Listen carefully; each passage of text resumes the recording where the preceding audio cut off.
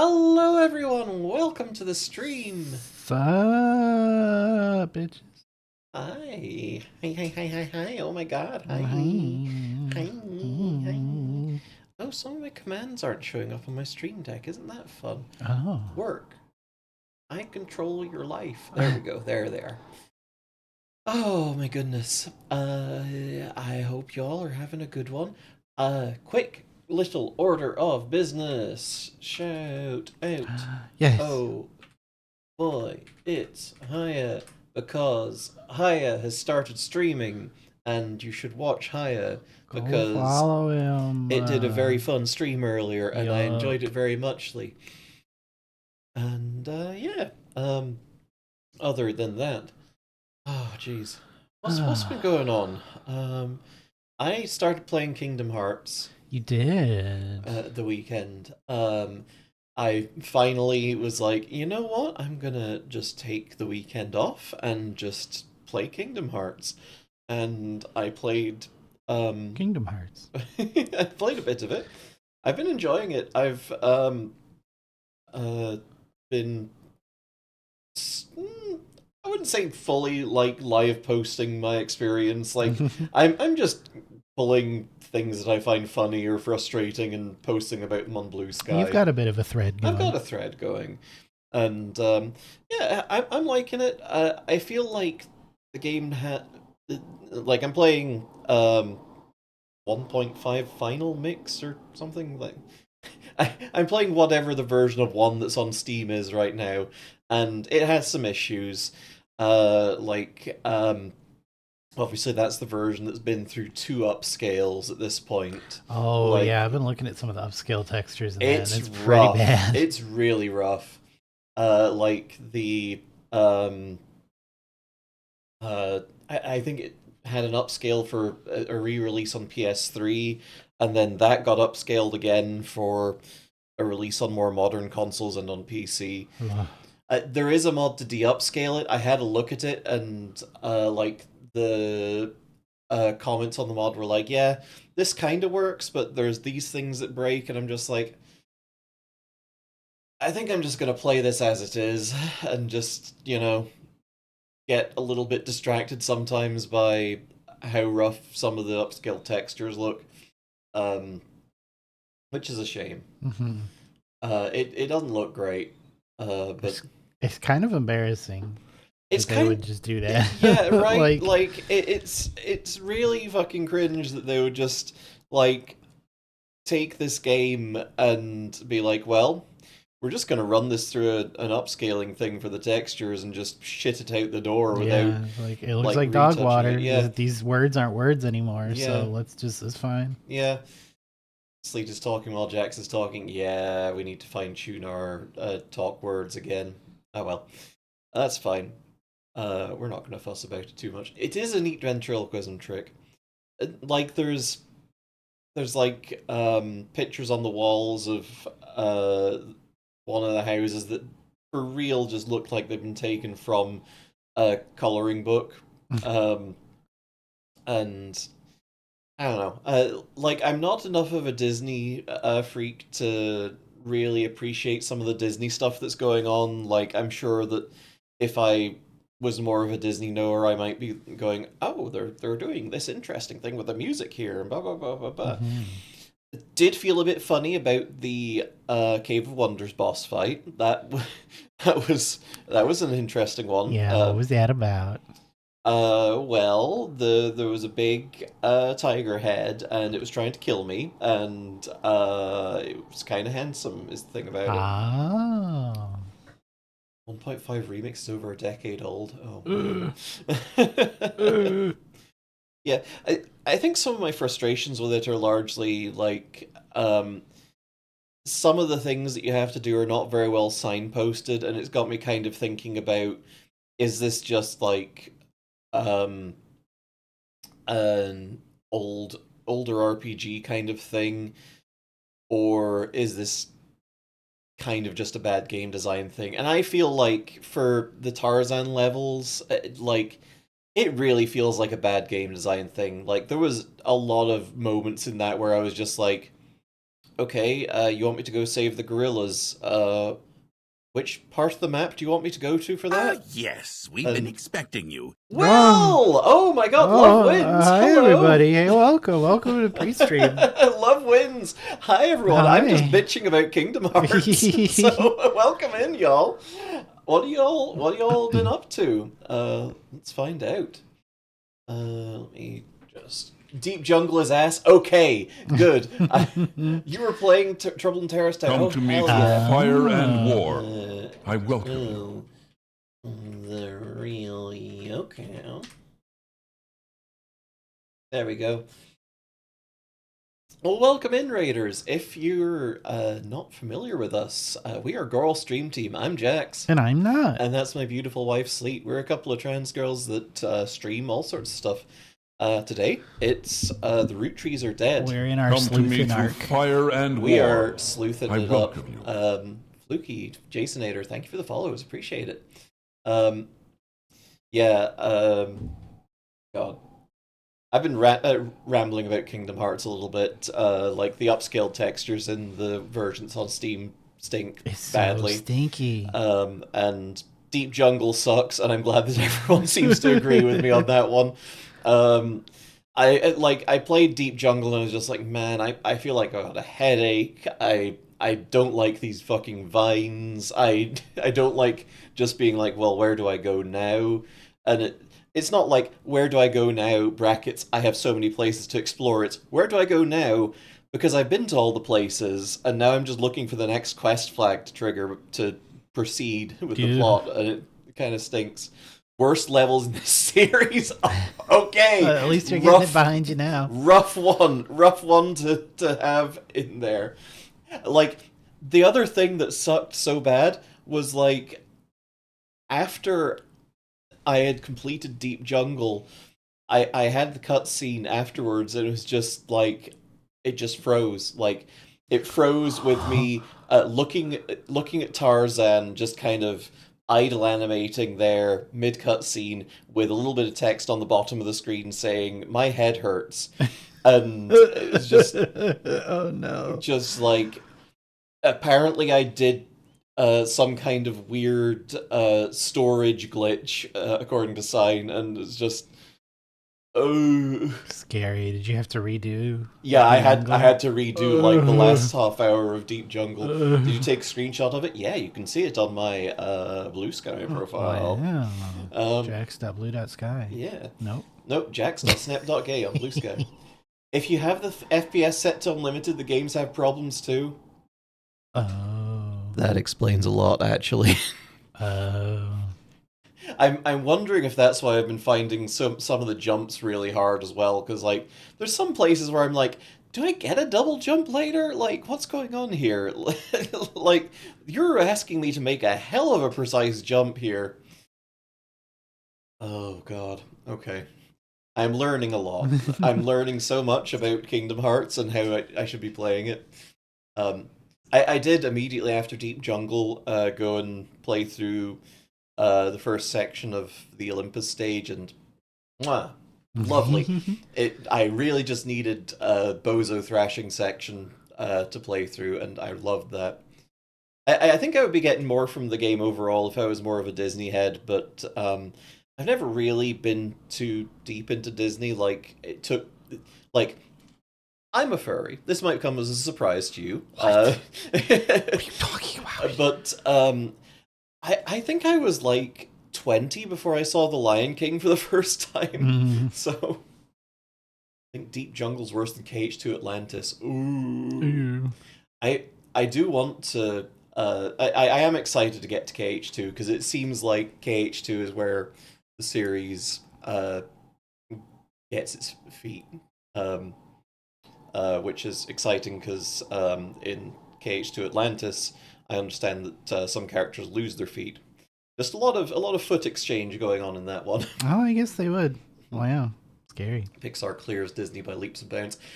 I gotta admit, looking forward to Toy Story levels. That's fair. That's interesting for me. That's fair. Are you gonna play Chains of Memories 2? It's asked, but the story is super important for KH2. Probably, like That's what I hear. Don't they have like random shitty mobile games that also have like really important plot implications Yeah, buried inside them. I think there's like movie versions of those in the collection. Like, I started up what I thought was Kingdom Hearts 1, and it takes me to a menu with like 5 different games on it, and I'm just like looking at it and going, guess I start from the top and work my way down. Awesome. So, no, I'm excited to keep digging into it because like it is a series that means a lot to a lot of my friends, and it's something that if I remember rightly, I got to Deep Jungle when I was like maybe 18 or something and playing on a friend's PS2 and didn't get any further than that because I kind of lost interest. And also had to go home and didn't see that friend ever again. So, oh god, Deep Jungle is the filter. Okay, it filtered me before, but it hasn't filtered me this time. I've kept the faith because there's so much good Kingdom Hearts in my future. Also, like people that say Kingdom Hearts is a confusing plot, so far not true. There's a bunch of bad guys and they're doing bad things. They're trying to take over the various worlds or corrupt them or something like that. Like Jafar is there, Maleficent's there, Oogie Boogie's there, but he's in he's in silhouette so that you don't know that it's Oogie Boogie, but it's fucking tell. Oogie Boogie because who else has a silhouette like that? Hades is around, which is quite exciting. I am also wondering if maybe some of the animations in the cutscenes will be timed a bit better if I set it to a locked FPS because like a lot of the lip sync has been really, really off when I've been playing it, and a lot of the animations have been like not timed with sound effects and such, and it's just been kind of a this is probably fine. Anyway, I'm excited for more Kingdom Hearts. I wish I had more time to play it more. I kind of sort of wish that I was experiencing it on stream, but also sometimes there's just games I gotta play off stream, you know? And it does mean that I get to make you, my love, play Kingdom Hearts for the chat. That's true. That's true. Sounds like an unlocked FPS moment. Okay. You would get every VOD muted. That's a shame. That's unfortunate. Well, maybe we do it anyway. That's the thing. Like the whole thing has like a before streaming, make sure that you're doing this to show gameplay and not just to. Does it say that? Yeah, it has like a whole menu item that's before you stream.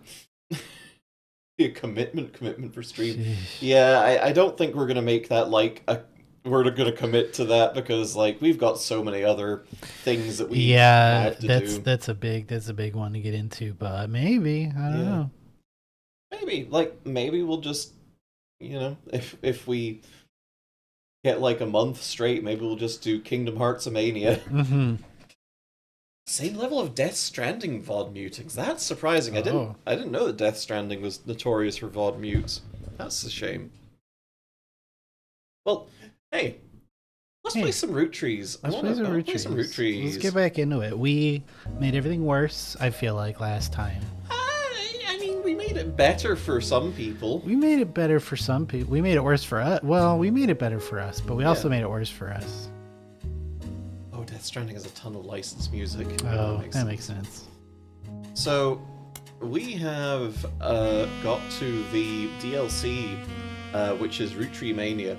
So, just fair warning, if you're interested in experiencing the mystery of the Roottrees are dead for yourself, we are playing the DLC, which does start you out with everything from the base game unlocked, so all the mysteries solved, all that, and gives us a brand new mystery to build on that. So, last chance to dip out if you want to check this out yourself. Okay. Really watching the third stream of the story-heavy game without seeing the first two streams is a good idea for me to do. I think you'll pick it up. I did it this weekend, fell into a Terraria-shaped hole. That's understandable. I hope your ankles are okay. Hi, I'm Clark. Hi. Probably not who you expected to be knocking, but life's funny sometimes. Sure is, Clark. You've done well staying anonymous. It took us a while to track you down. A lot has happened in the last year. Far too much of it public. But there's stuff going on behind the scenes, too. So, just to catch everyone up who missed the other streams, we were contracted by a shadowy figure to look into the family tree of the Roottrees, a family involved with a lot of things, primarily a big candy company. They have a lot of family money tied up, and the person who wanted us to investigate it was trying to prove that they were a legitimate heir to the Roottree fortune. Which I feel, in a sense, wasn't that related to the death of the Roottrees. No, the fact that the Roottrees were dead was just kind of... I feel like she'd been planning to publish a book about it, but... She killed them. Yeah. Well, maybe. Yeah, she was trying to write a book to prove lineages and stuff, and they kind of just also died. Yeah. The other Secret Sauce game to play on stream is Asura's Wrath. I want Jax to play Asura's Wrath so bad. Yeah, we played a little bit of it. We did play a little bit. We have to play the complete version with the DLC, no, which 100%. apparently is a little bit difficult to get a hold of because that the DLC has the actual ending and it's necessary. Oh god. Hey, Daryl. I never wanted to be president. I'm not great with stress. With my mother's deteriorating I'm sorry, I'm rambling. I'm not here for sympathy. I'm here because part of the fallout of Sam's book is that everyone's coming out of the woodwork. Now that it's public knowledge that Plancid Trust covers any Roottree despite their history with us, a lot of potential cousins have surfaced. Cool to have the DLC. Yeah, I've seen that they've been playing it. I need to hit up Laura and see what she's doing for that. If it's if she's been sailing the high seas to get that, or if it's regular. Because I know that the what is it? Whatever the current generation of Xbox is called, because I was thinking 360, no, that's not it. The Xbox One, no, that's not it. The Xbox Series S. I don't know. Fallout mentioned. Yay. You may have seen that man on the cover of News Time. That was a disaster for us. And then Miracle went and made it all about himself. The long and short of it is a lot of potential cousins just showed up. Sam's helping some of them, but she's not really going about it the right way. And she's not taking calls from anyone in the family. I let it slip through a mutual friend that I found you, and I was stopping in. It's manipulative, but I'm hoping she'll reach out to you. You can let her know I'm on her side. In the meantime, if you're willing, I can share our files with you. Pass them along to Sam if she reaches out. I'm genuinely hoping she'll realize I'm an ally. Feel free to do your own research. I'm an ally. I would have loved your gay dads. To each their own. Okay, there is one thing that we do need to do real quick before we do anything else here. Okay. And that is connect to the internet. Oh.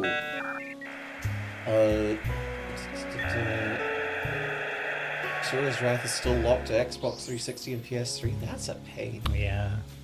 It's a good game, so it needs to get ground into the dirt. Yeah.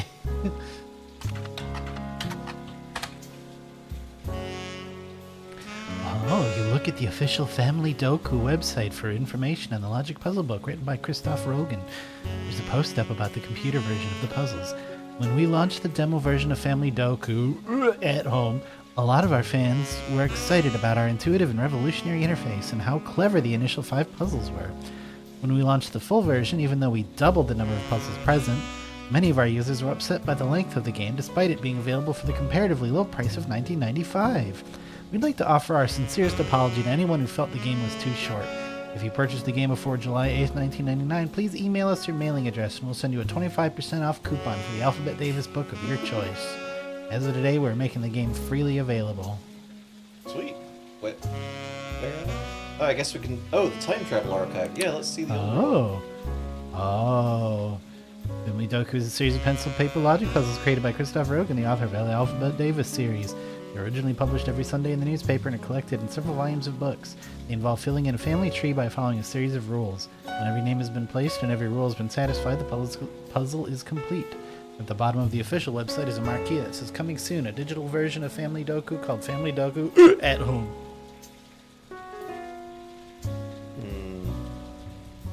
So, can we search periodicals for this? Man.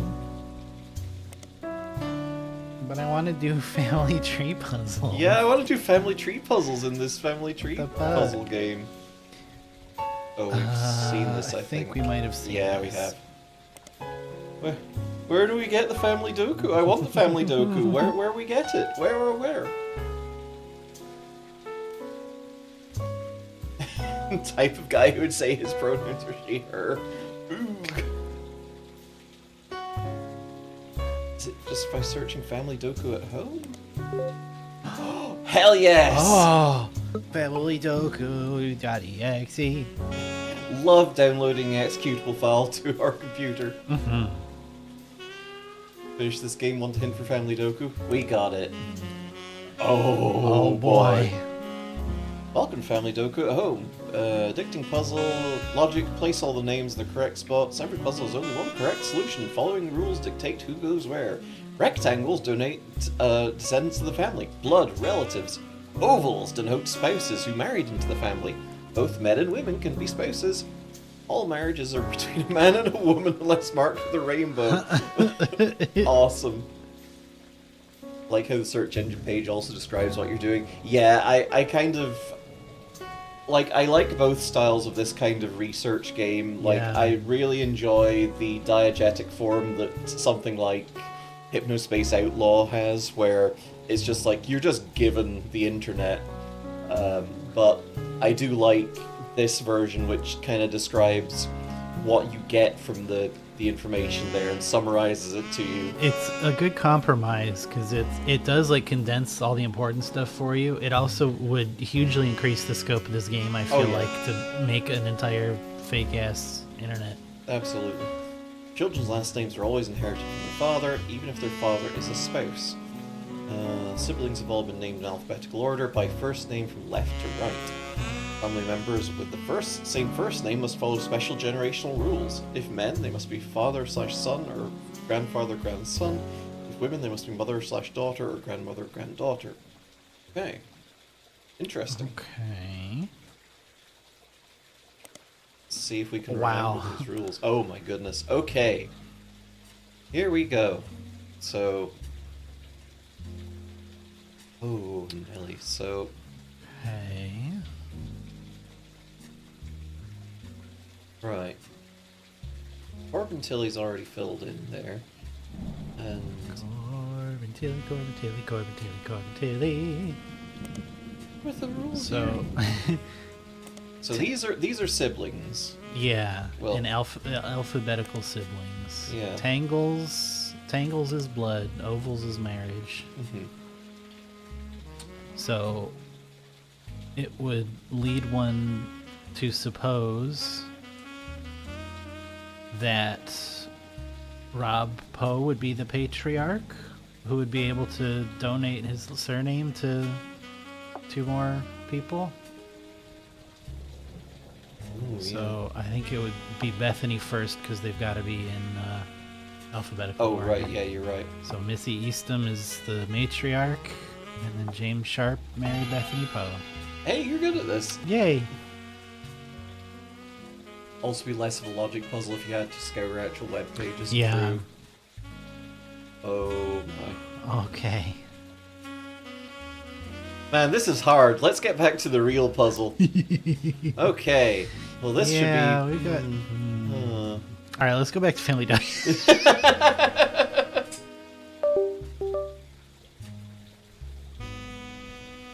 Okay, Right. so this is the I'm fella missing a who's... picture of Clark Rafferty. How's that happen? Oh, that's There's weird. a couple pictures we're missing. Maybe There's- we get new pictures? Maybe. There's one of his son too that we're missing. Yeah.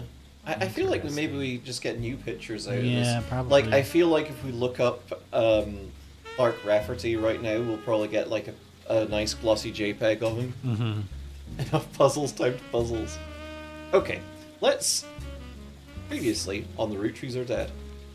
This is a new investigation with a new focus. After many months of newfound interest in the Roottrees, it is recommended you try to catch up with some of what happened since last time. Some web searches may yield new or different results, and some books and magazines for your previous investigation may be relevant to your new one. Oh boy. It's also a much more widespread search. The first and last names you can choose from will contain red herrings. Not all of them will be used. Okay. Oh boy. Why am I starting to feel like we finished the tutorial for the Roottrees Are Dead? Yeah, it sure feels like it. Below is a reminder of some of the most notable beats of your initial dive into the Roottree family tree. All evidence from before is still available, and for your convenience, any searches that do not lead to new information still function as they did during your first investigation. The Roottree Family Company was founded by Elias and Gwyneth many years ago. The entire family has a financial reliance on the health of that company. Most of the action took place in or around Butter Country, Pennsylvania, where the... not what that is, Yes, where the it company was initially located. Elias, Carl, and Raina were on the cover of magazines. Other notable Roottrees such as Lauren Roottree, Miracle Roottree, Jim Roottree had physical media such as record albums, books, and movies associated with them. Lauren's 2 diaries were probably the most useful resources overall, mentioning many of her relatives directly. The 5 pieces, Elias's children, could be identified based on the initials of the original candy flavors. There were 5 presidents of the Roottree Company. Many of them were featured in periodicals. Stephanie Jones and Brian Jones were featured in campaign posters and led to Caroline Morden's art book, which enabled you to fill out more of the tree. Many of the younger Roottrees were found by following a complex rabbit hole through a conspiracy site that led to finding a searchable web address for Chris Rafferty, Lauren's grandson, Chris Raff 75. November Roottree was really difficult to place. Her occupation could only be found via Brian Jones's company website. Ronald and his brother Robert Roottree go by Ron and Robbie. Both worked on a TV show called Brother Trouble until Robbie embezzled money and fled to Paris. Ron unsuccessfully tried to have Robbie removed from the Clanstead Trust. Sam and her father were cryptically mentioned in a book about historical letters, which we never actually found. Yeah, that's true. We did good. Yeah. We missed out on a key piece of evidence, it seems like. There were also a few dead ends and red herrings. Aloysius Herring Roottree, who claimed he was... That's not how that name's said, is it? Aloysius. Where's the Alu? I didn't come up with it. That's just Okay, how it's that's pronounced. Aloysius Herring Roottree, who claimed he was a Roottree but was not. Family Man, a book about Elias Roottree, turned out to be propaganda and not useful. Don't think we found that one either, actually. Family Man. Lauren's other books, historical romance novels, were not very useful on their own, though could lead to other information. Carolyn Morden's sculptures were not useful. Mean. Why bring that up just to be mean to Carolyn? Hey, I know it's raining out there, Carl, my man, but can you stay there for just a minute? I'm sketching you on this legal pad. Okay. Lark Rafferty LaRue, the current president of the Roottree Candy Company, explained that multiple people have come out of the woodwork to claim to be Roottrees. Trying to work with Sam, but she has not answered his calls. Also handed you a letter that he said you could share with Sam that said the following. To both of you, the company I hired to help us with the Clanstead Trust is busy poring through the entire family's history, as well as people they may have had contact with. That said, the family is not particularly happy with this, and are doing their best to slow things down. Many of them are actively avoiding our interviews. Every time there's a high-profile public case, it causes headaches.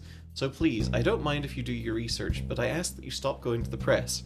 Instead, we have a highly trained team of lawyers to back you up, ready and willing to verify anyone and everyone you believe could realistically be part of a relationship that led to the birth of a new Roottree.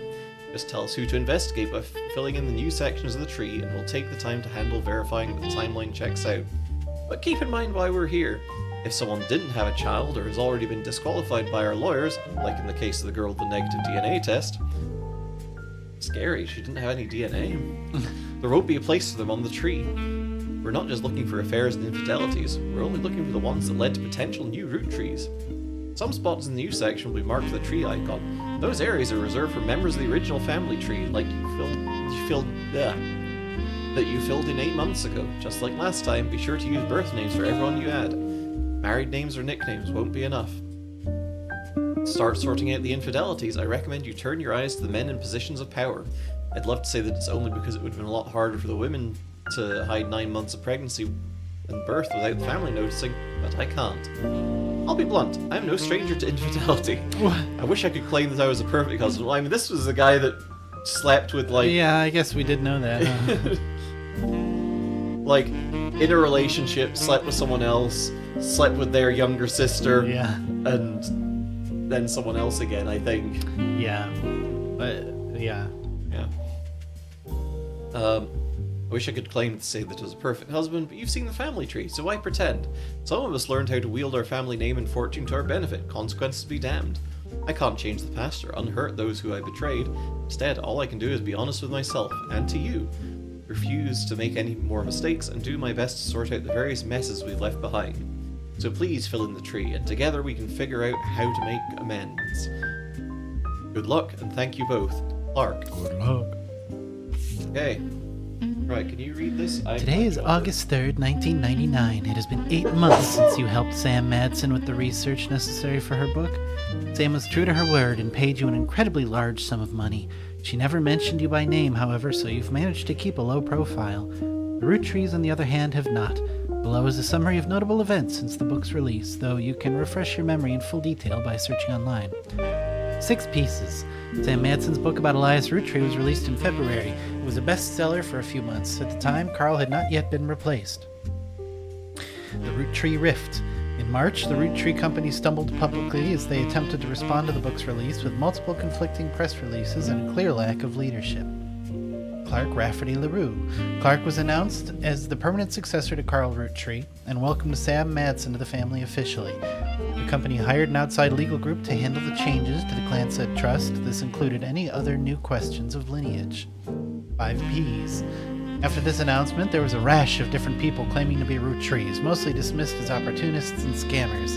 The highest profile of these, by a wide margin, was a rapper named Felix Fellows, who changed his moniker to 5 Ps as a publicity move at the same time. 5 Ps is the only notable person on the updated tree. Roottreemania. In another high-profile misstep, Miracle Roottree publicly and vehemently denied that 5 Ps was a Roottree. The Rootree's legal team then offered to do a DNA test to get 5 Ps to drop his claim, and, in a moment that caught what seemed like the entire world by storm, the test proved he was a Roottree. Suddenly, the world was obsessed with the Roottrees. Anonymom and Jane Doe Roottree. In July, an anonymous woman, who the press began to refer to as Anonymom, appeared in interviews with her face and voice disguised. She claimed that an affair with a Roottree led to the birth of her daughter, aka Jane Doe Roottree. If true, this would make her daughter yet another secret Roottree and therefore entitled to a share of the Clanset Trust.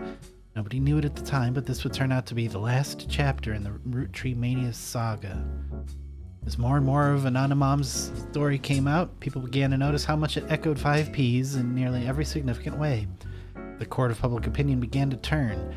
Confirming the world's suspicions, the DNA test, orchestrated by lawyers on both sides, proved that her daughter was not a Roottree. This final event caused public disappointment, smugness from doubters, and countless accusations from the entire ordeal being an elaborate hoax or attempted fraud. Things got a bit ugly, and the fun of Roottreemania seemed to disappear overnight. Now, a month later, it feels like a distant memory.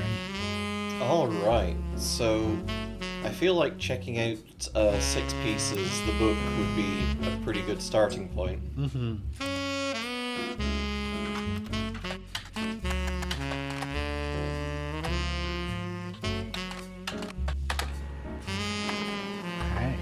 Sam Madsen's book was released earlier this year and details the truth about Elias Roottree, as well as Sam's fathers, Edward Clancy Roottree and John Miller. You helped verify her story, so much of the book's core contents are familiar to you. That said, Sam had some sections on other family secrets and rumors. Much of it didn't matter to the primary purpose of the book, and some of it is new to you and maybe important to your new search. These sections have been added to your notes. Alrighty. Okay. Okay. 5 Ps, aka Felix Fellows, is a rapper who has found some recent radio play after being publicly confirmed as a long-lost Roottree and entitled to part of their fortune. His alias, 5 Ps, is a play on 5 Pieces. An article you find on a website known for their particularly harsh reviews of modern music gives his most recent album, Root of All Evil, 1 star out of 7, for whatever reason, with the headline, "More Poser Than My Action Figure Collection." which makes me sound super cool and austere.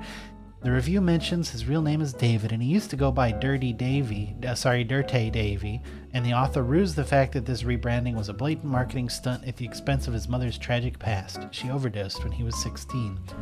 Apparently, only one of the songs in the album is new, and the others were simply rewritten to turn blatant references to sex, drugs, and violence into clumsy euphemisms. His rise to prominence was kick-started when he appeared a few months ago on the cover of News Time holding a photo of his mother with Guy Hudson. At first, the Roottrees company denied it vehemently. Miracle Roottrees even appeared on the same magazine a week later. But since then, they've backtracked and publicly welcomed him to the family. Their press release at the time stated that they had new evidence that confirmed his story.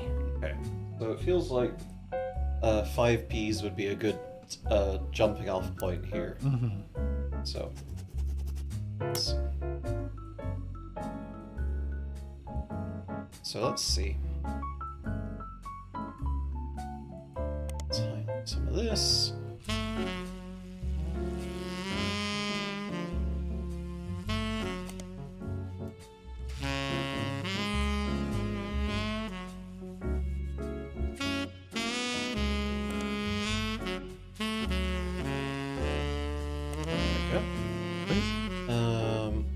Do we use time as a...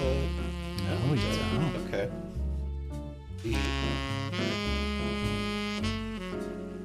Well. News time. A major news periodical that releases a new issue every week. Rapper 5Ps famously appeared on the cover, claiming to be a Roottrees. Then 1 week later, Miracle Roottrees did the same, denying that he was. Because of this high-profile back-to-back discourse, right before the start of Roottreemania, they appear to be the de facto publication to get news about the ongoing Roottrees saga. They reported record subscriber numbers during this time, which lasted until the end of Roottreemania, when the world generally stopped paying much attention, and they went back to reporting on more traditional news. Alrighty. Let's see, news time. Okay, famously appeared, that's the same thing. Summary of both articles was a close-up of the photo 5Ps is holding on the cover of this issue has been added to your evidence. Okay. Sweet. I should actually just real quick. There. Okay, what do we got? Oh my. Okay, so first off we've got this photo, which is... picnic. Some Guy Hudson. Yeah. Joanna and Guy Hudson, also in the photo, were having an affair that led to his birth. Polaroid of his mother Joanna when she was Zach Morton's secretary at a company picnic.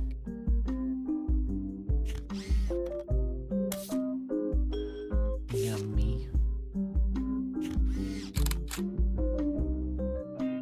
Could this rapper be the next Sam Madsen? Sick dude. He's got a kitty cat on his arm. And Dargans and more The kitty Dargans. cats. Okay.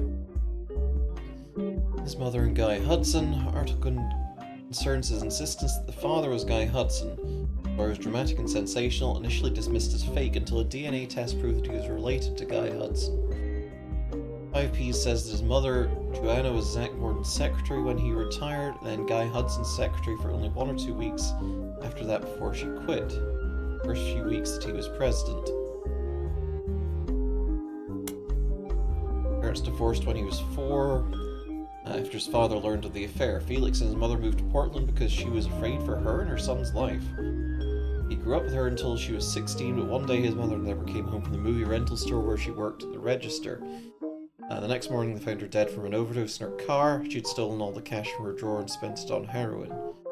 As Felix went through her belongings, the only things he had to remember her by were a hairbrush she always used, some photos, and a stuffed animal from her childhood. Then he found it. A box hidden in the back of her closet. Inside were love letters and photos related to Guy Hudson, as well as a letter from his father containing threats. He threw it all away with the exception of the one photo that he appears with on the cover of News Time. He says it was the only one where they were dressed. The only one not from the affair itself. Which picture is shown in full inside the magazine and was added to your evidence. The magazine also includes some additional history about 5P's career. Come to me through fire and war. I welcome you. Origami Matthew, thank you for the follow. Appreciate Thank it. you.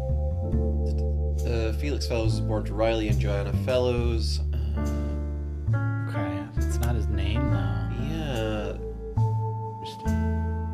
Unless his name is David Fellows, maybe? Yeah. Never rapped without a moniker. Tried to find success by opening for other artists, even by selling CDs on street corners in Portland. Only recently started going by 5Ps to harness the power of his lineage.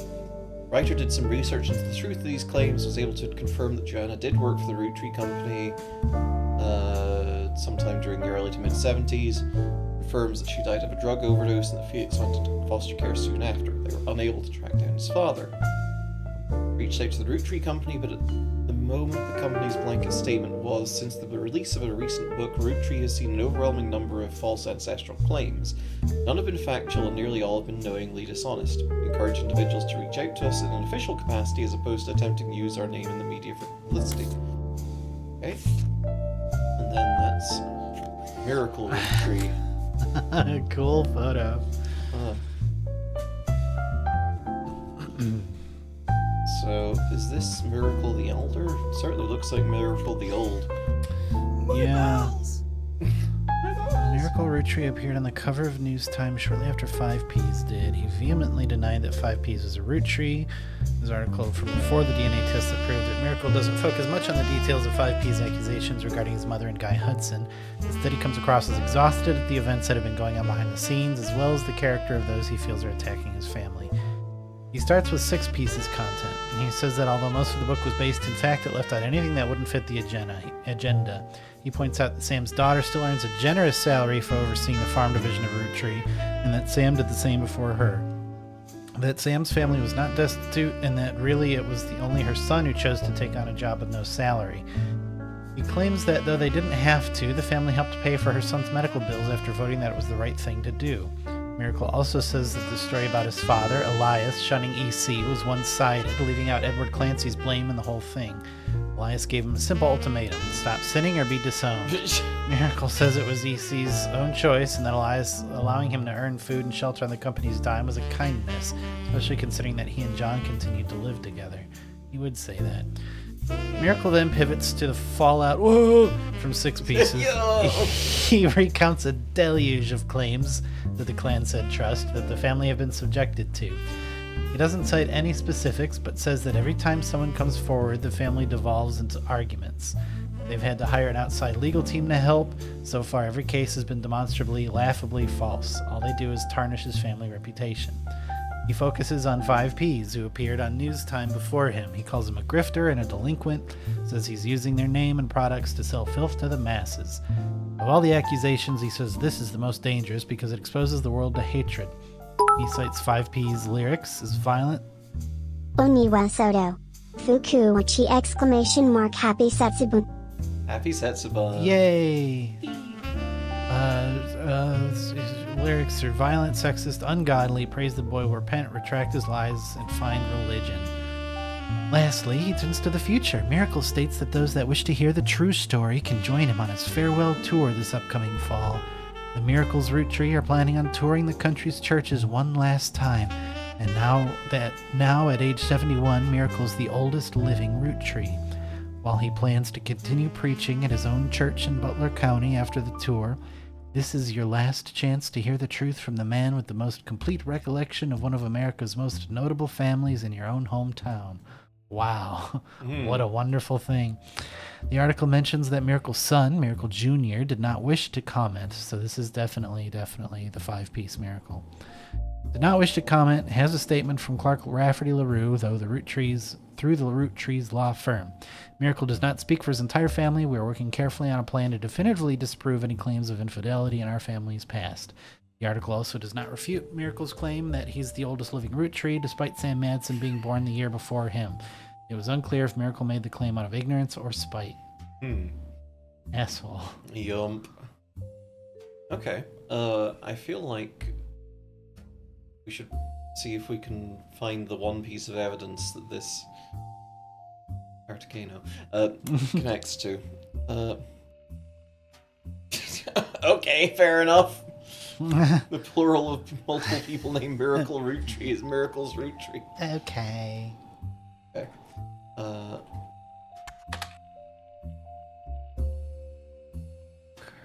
It seems Miracle Sr. is going on a new tour of the United States in late 99. My bells! My bells! The previous flyer for 3 generations of Miracles have been replaced. To be a part of history, the oldest living Rootree reprises and retells his incredible true story. Miracle Rootree grew up as one of the famous 5 pieces, living a life of wealth and luxury. Fortune was nothing compared to the powerful force of the Almighty. Doctors determined he was destined to die young, but fate had different plans.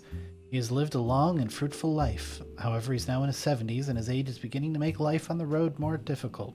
So consider this your last chance to see him in a town near you before he settles back down in Pennsylvania. In this intimate evening, Miracle will reminisce about his famous history. He'll discuss family saints and sinners, provide a unique perspective on one of the most notable families in the United States today. Learn what originally drove him away from his fortune and into the arms of religion. And learn how his life has become more wealthy in spirit than it ever could have been from his inheritance, which he still definitely got. Yeah, he still definitely gets that, though. I'm gonna put it on. Site also lists the the churches he'll be appearing in. It mentions that churches can be purchased. Tickets can be purchased at their... Churches can be purchased. Churches can be purchased. Bars at their local services.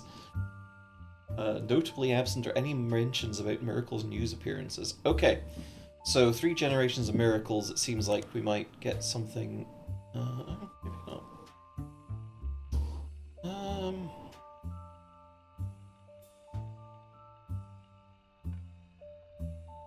Maybe we'll get like a church periodical or something. Churches can be churchest. Yeah, we could look up Clergy Watch, was Yeah. it? It might have something new. Nope. Nothing. Okay, we had 6 pieces.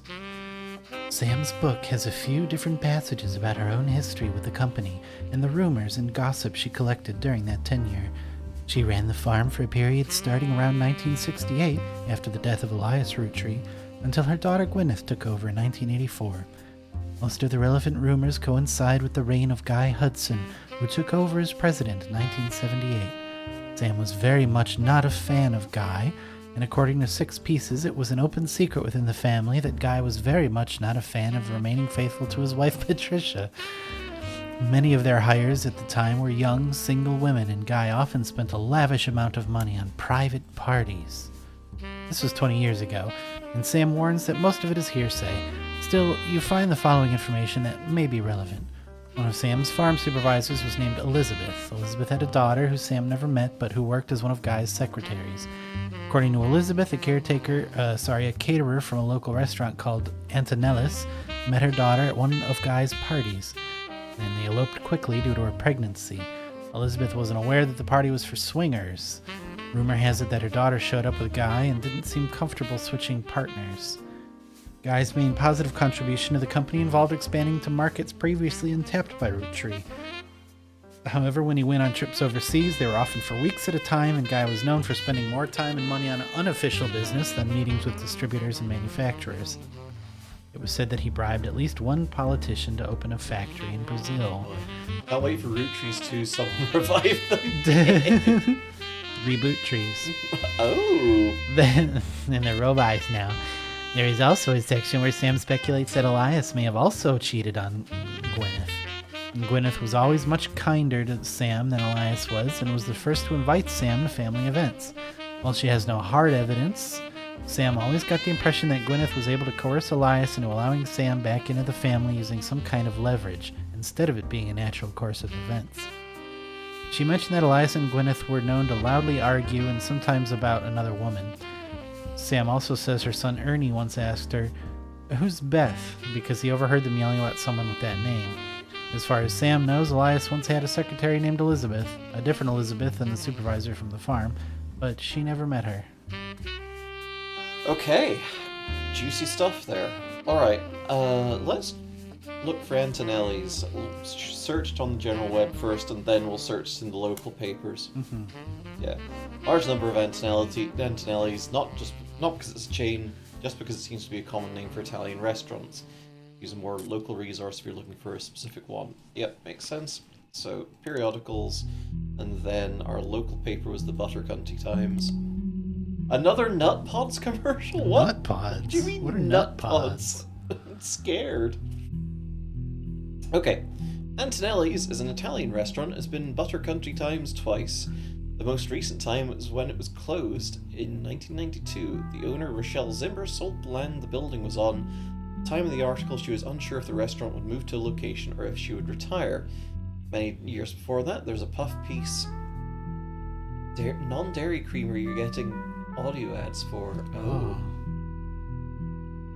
Nut Pods, dairy creamer. Dairy creamer, nut in your coffee. God.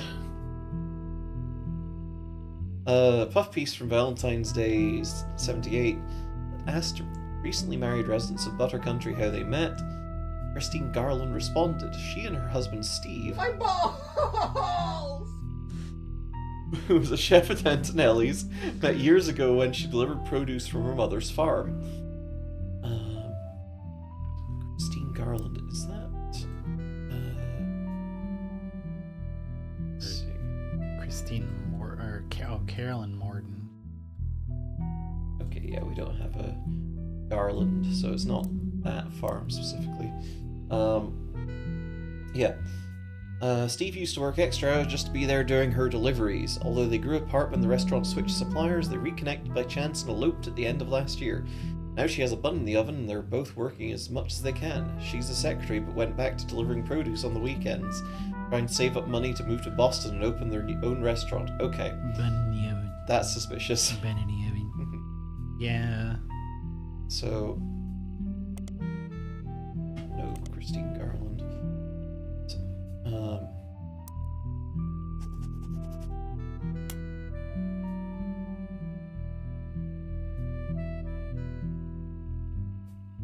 Names of note.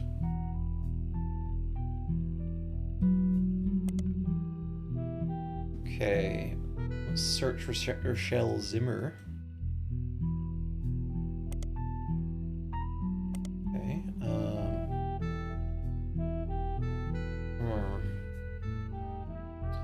Been trying the business periodical? Yeah. Nothing. News time? Okay.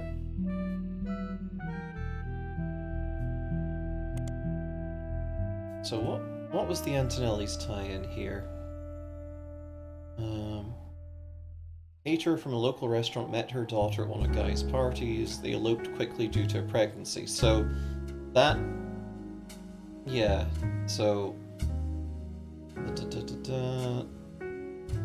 reconnected by chance and eloped at the end of last year. So that could just be a cover for this here. Yeah.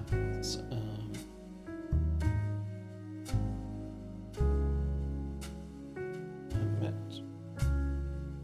caterer from a local restaurant met her daughter. Oh, right. Elizabeth had a daughter who Sam never met. Yeah, okay. Right. I like that. So, let's see. Let's have a look at the structure of what we've got here. Possible infidelity 1921, possible infidelity 49, 75 to 82. So this would probably be Guy, judging by a lot of things here. Yeah. And then family tree update 98. This is presumably 5Ps, aka David something? Well, he's the notable one. So the one with the star is a bit to the left. Oh, you're which right, yeah. is gonna be him. Oh, you're super right. What's the family tree update? Someone had a kid. Oh, I guess maybe. Okay. Let's see. let's start chipping away at this. So this was the one notable root tree, was Felix Fellows, aka David something, apparently. So yeah.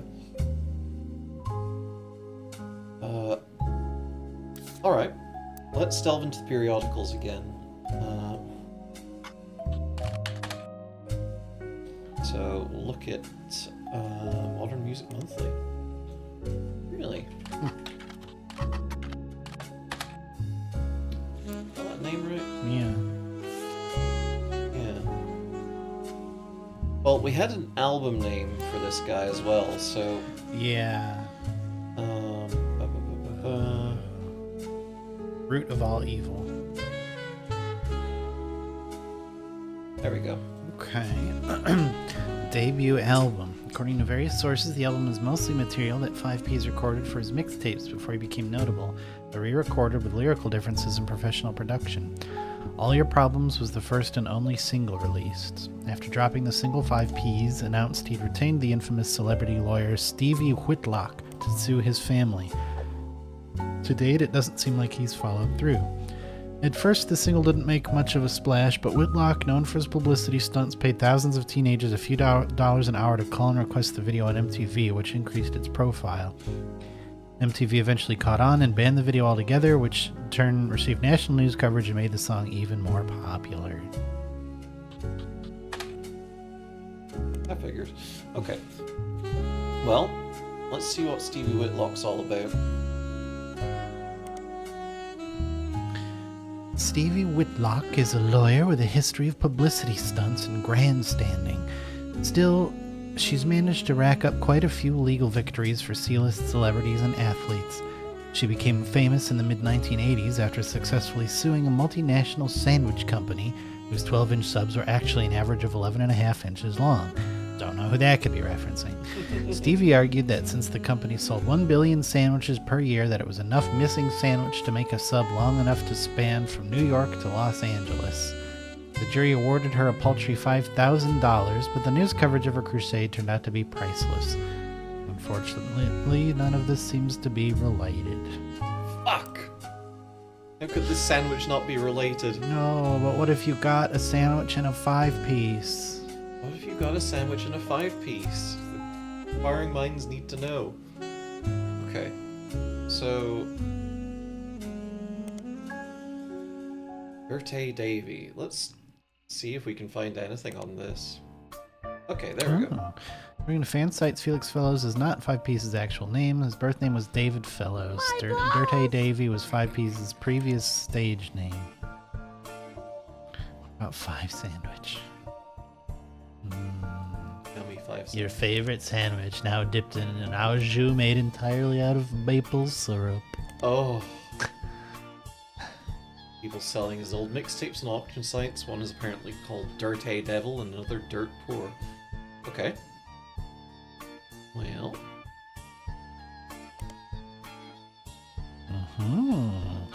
Discrepancies and debates about what year exactly it was released based on some of the pop culture references, with the range thought to be somewhere between 92 and 94. One of the songs, Yes, I Can Jump, seems to be at the center of the confusion. Some fan sites claim there are multiple versions with different track lists and song lengths on them, though because there's very little from mixtape of it is hardware. Oh no, I need to restart my wife. Oh my god, this is... God damn. this Yes, goes deep. I Can Jump. It's a song that was on 5P's mixtape Dirty Devil. It seems to be the only song that didn't make it onto his studio album that people thought she should have done that about it. In it, he references a popular movie from 1992 called White Men Can't Jump. This reference has caused some confusion amongst the fan base. Because of it, it is agreed upon that the mixtape had come out in 1992 at the earliest, but others point out the fellow's references seeing the movie on his 17th birthday, which would have been in 1994. Some take this to mean that the album had been released in 1984. The year since it's like a try to make it sound older. Since the response to some of the questionable lyrics, it's stable times just don't care when it was released. Oh, okay.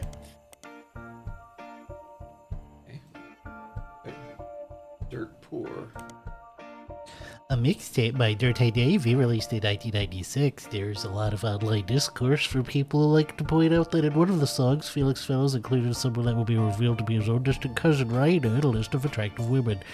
The lyrics to one of the songs, Heat, mentions a few different prominent female actresses, models, and musicians from the 90s and provides a crude pun or line about what Fellows felt about them.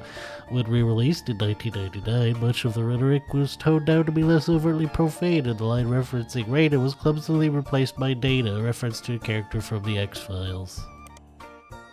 Fuck! Oh. Wait! The next generation. It hasn't been updated! Fuck. But there was a new episode coming out. Yeah. Oh, man. I guess it didn't. Okay, so... Oh, man. Yeah. So we'll put David Fellows for now, I think. yeah. And musician. And picture. Sure. Assuming that he's telling the truth here, this would be... Yeah. That's his It mom. was Joanne, I think? Joanne Fellows? Fellows. Let me double check our notes here. Joanna... Zach Morden's secretary when he retired, then Guy Hudson's secretary 1 or 2 weeks after that. And there was another guy's name implicated that might be this other spouse. The non-infidelity.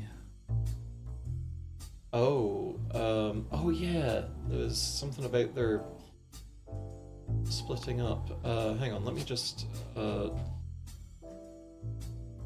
Well, she wasn't a secretary, she worked at,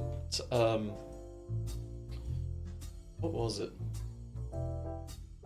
Let's pull this up. Oh yeah, she worked at like a movie store or something. Yeah, retail? Retail. And then, so... Okay. Isn't the news time... Is this here? Yeah, okay. Tragic past... I think it was the magazine. The evidence Oh, the actual magazine. evidence piece. Yeah, I think you're right. Yeah, okay. Eric's divorced when he was 4 after his father learned of the affair. Portland.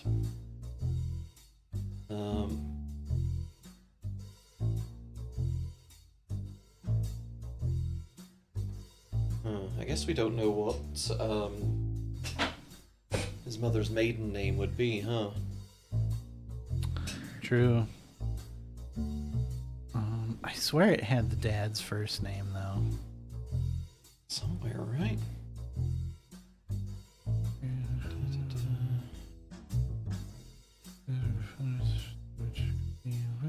Unable to track down his father.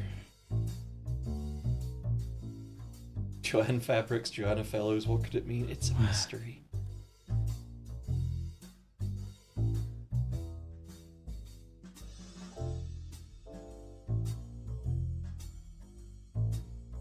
His mother moved to Portland. She was afraid for her and her son's life.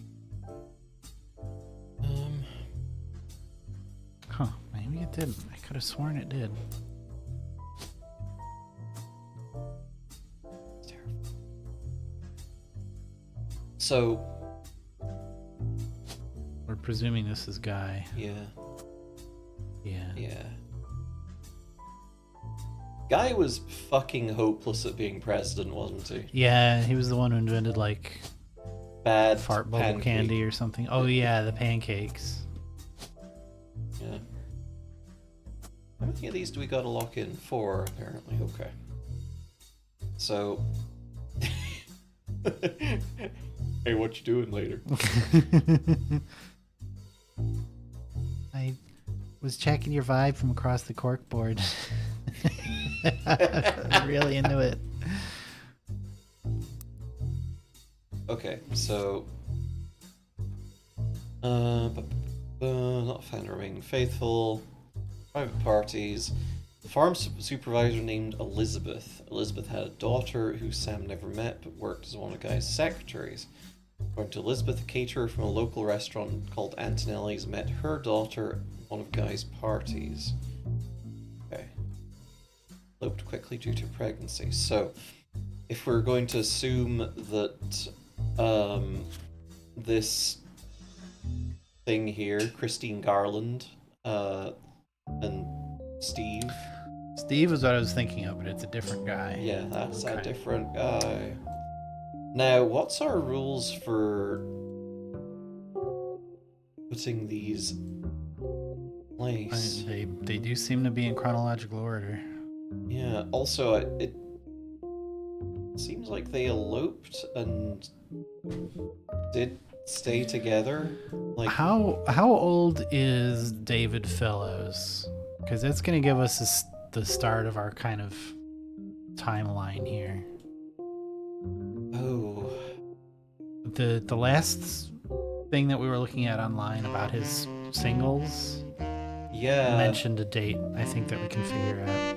Well, does that really matter? Because the kids are only in chronological order within their own.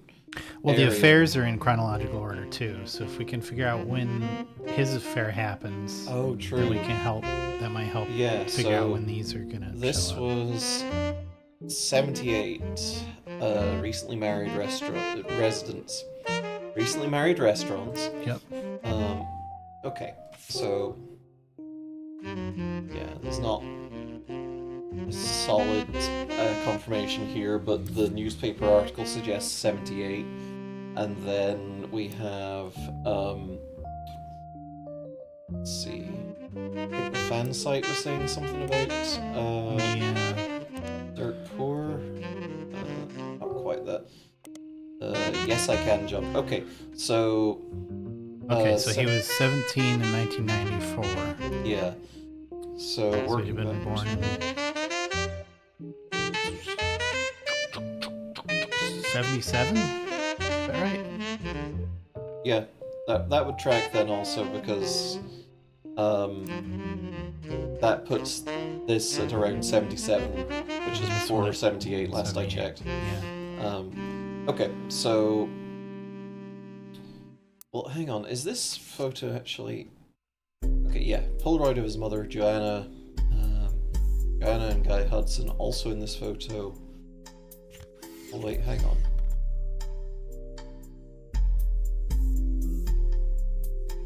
Oh, Guy Hudson also in this photo. Okay, yeah, no. Makes sense. Okay. So we don't have a photo for this person, I don't think. Yeah, not No. necessarily. Where would we even get a photo of her, I wonder? Because, like... I don't really even have a name exactly yet, right? Well, It's not we Elizabeth, do. Like, is it? we've got Christine Garland here. Yeah, she and her husband Steve, who was a chef at Antonelli's, met years ago. So Christine Garland is the best that we've got to work with here. Yeah, it would be Christine Garland. Okay. I guess let's try Christine Garland in here.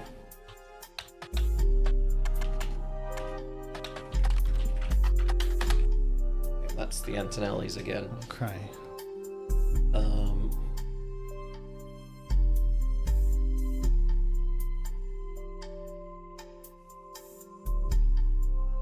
Seems a hell of a jump to say, oh yeah, she would be in Business Week or whatever. Yeah. Trying to save up money to move to Boston and open their own restaurant. So Okay, that so if we might can get be like the Boston Times Yeah. or something. problem. You search for Boston?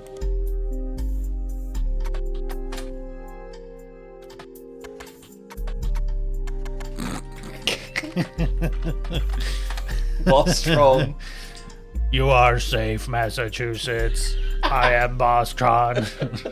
Can you do that with a Boston accent? No.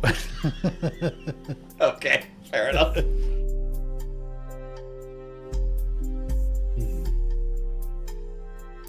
Okay, maybe we'll stumble across something for that later. Let's see what else we have. So, The Roottrees rift might be worth stumbling into. Scary. Well, we're the Okay. seventh and eighth piece, apparently. The 3 press releases from the Roottrees Candy Company after the release of 6 pieces were referred to as the Roottrees Rift due to the clear conflicts between them. The first was fairly standard. It stated that there was no president of the Roottrees Company, but that the entire family was made aware of the release of the book and that they would be meeting as soon as possible.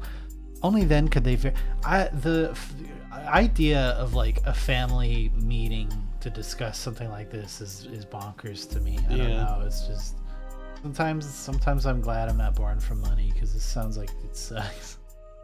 There's some stuff going on with my folks trying to figure out inheritance so that the kids, my siblings and I can get our inheritance before our folks pass, so they can see us enjoy it. Yeah. It's not like we're rolling in it or anything. It's going to be like modest, but like I am kind of glad that I'm not over in the UK, because being dragged into these intractable family meetings to discuss that sounds stressful as fuck already. Yeah. I guess that's a good point. I don't know if anything like that's happening over on my side, but then I don't Yeah. I don't think I'd know anyway, so it don't matter. The first was fairly standard. It stated there was no president of the Roottrees Company, only they could verify the legitimacy of the claims raised.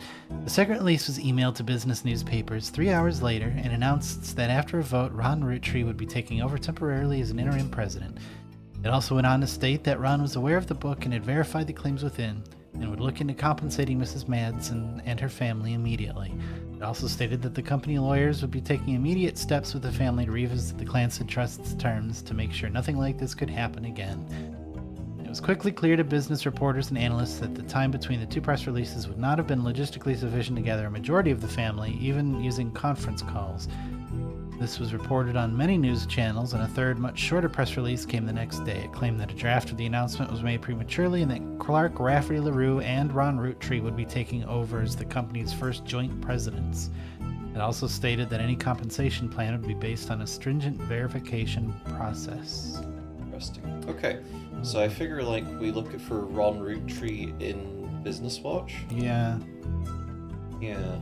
Okay, article 2 months after the rift, what really happened with the Roottrees. The article mentions that nobody from Roottrees that they reached out to is willing to go on the record.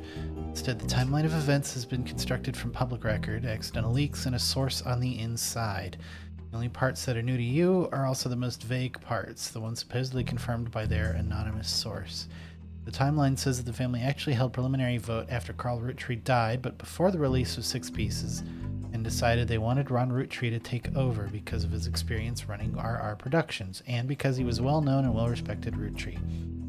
But Ron seemed way too eager and personally motivated. They were worried he would gut the Clancy Trust to remove Robbie Roottrees. The family was notoriously unwilling to do anything that could risk their wealth. They stalled, and Ron became frustrated with the delay. When 6 pieces came out, he saw his chance to force action while the family was in the limelight, released the press release himself in an attempt to get the ball rolling faster. This caused chaos within the family. They tried to save face by allowing Ron to take over as co-president with Clark, but according to Business Watch's source, Ron was impossible to deal with. He seemed like he was unwilling to protect the Clancy Trust, and they eventually let him go. After that, the role passed solely to Clark, who nobody was excited about, but seemed like the safest choice. Okay. Interesting. I wonder if there's anything that Ron has that... Well, I mean, obviously, he wanted to turf Robbie Roottrees out. But, I wonder if there's anything else there. Yeah. So... New president of the Roottrees Corporation. This does not include Root, which appears to have its own new leadership. Oh yeah, I guess that would need it too, huh? Yeah. In early March of '99, about 5 months ago, it was announced that both Rafferty LaRue and Roottrees would be taking over for what was essentially described as a transitional period in the aftermath of 6 pieces. About 2 weeks later, the company released a press statement that thanked Ron for his work, but announced that Clark was the new permanent president.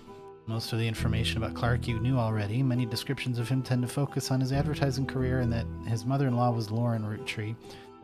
Few seem to touch on his complex and volatile marital history. going to yawn, sorry. That's okay. Since taking over, Clark has tried to remain out of the spotlight, but did have one notable foray into the public eye. He gained a lot of support when his first move was a statement in favor of accepting Sam and her family into the trust. This also served as an announcement that the clan-said trust would no longer be handled by anyone in the family, since due to their financial motivation, none of them could ever be impartial. That's interesting. It's a change. Okay. I feel like check this in our periodicals. Oh, Ruby Spratt and her company Ruby Legal Enterprises. interesting. Featured in Business Watch after the company took over as the keepers of the clan-said trust. There's an article of the process of reviews about Clark and Ruby. Ruby actually approached the Roottrees sometime in late March after the Roottrees rift, but well before Roottreemania. An accomplished but relatively low-profile lawyer, she offered to work for very little money, so long as she could be a public face to build her reputation. Family quickly jumped on this chance, as many family members often attempt to spend as little as possible to keep their shares of clan-said trust as high as possible. After looking over the clan-said trust more carefully than anyone had in years, Ruby came to the conclusion that Clancy Edward Roottree's implementation was not legally sound, and that there would be constant legal challenges without some modifications. The family decided to put her in charge of the trust both legally and as a public face to prevent further issues. Ruby Legal Enterprises has been described as a mix between a law firm and a PR firm. Her first move, as sort of a trial run before she was even hired permanently, was to help them draft a public statement accepting Sam into the family and declaring that they begin to address the clan-said trust. This went quite well, and they officially hired her in early April. Ruby Legal is now in charge of many financial aspects of the company, including verifying any claims to the trust and organizing the various charitable causes such as scholarships that have been set up in the name of the deceased. Hey, Desperate. Okay, Ruby Legal Enterprises is the name of the law firm that's been hired by the Roottrees Candy Company.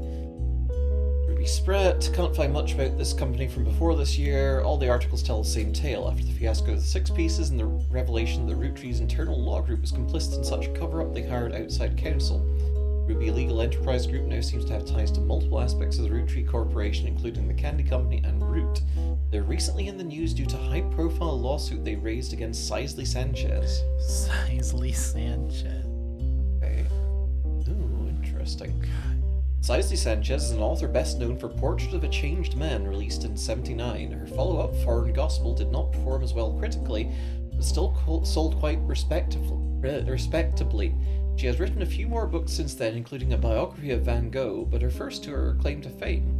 According to a site about authors, Sisley is known for non-fiction with a focus on exploring darkness in the human psyche. Recently, Sisley appeared in a magazine called Picotee with an article about a book she had been commissioned to write for Guy Hudson. That's good. Okay. Mm-hmm. Hey, hiya. Hello. Yeah. Oh, I hope you had good dinner. What did you have?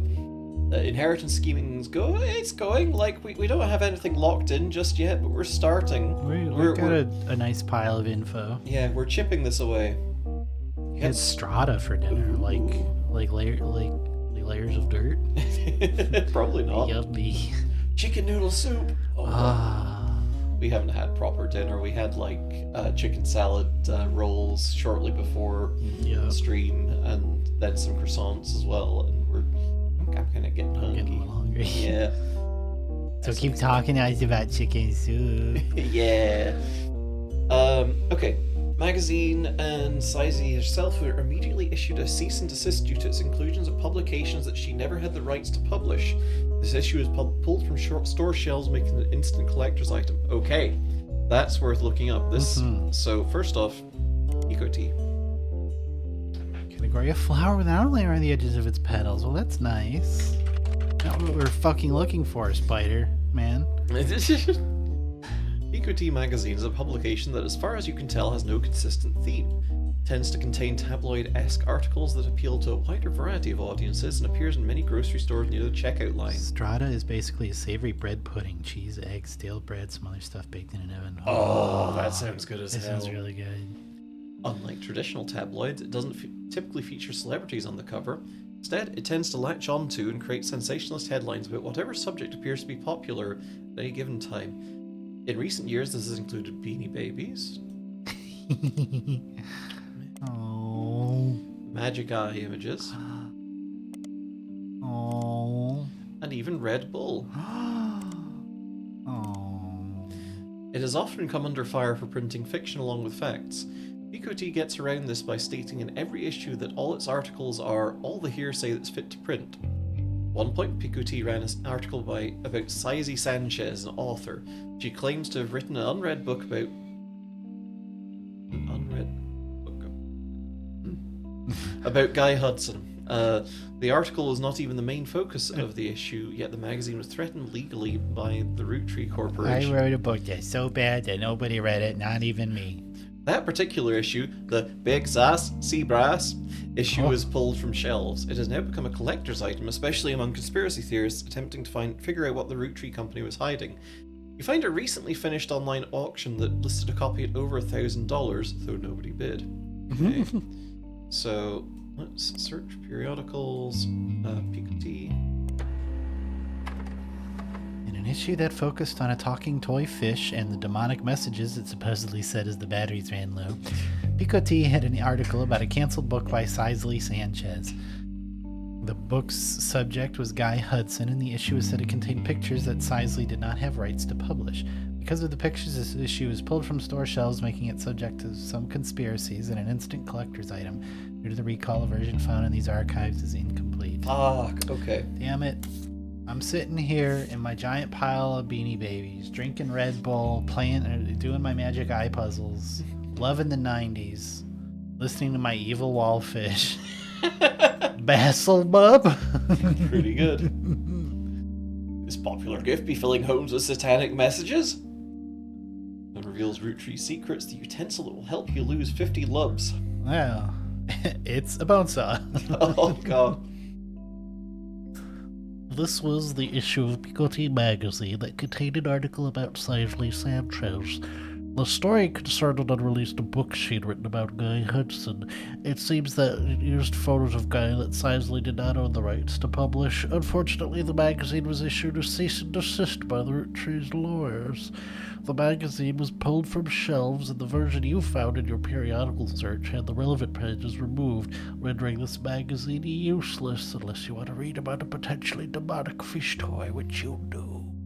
Very exciting that this still has 8 connections, apparently. Mm-hmm. The fish is a Roottree. Big sus, sea bus. You made homemade cold brew as well, hell yeah.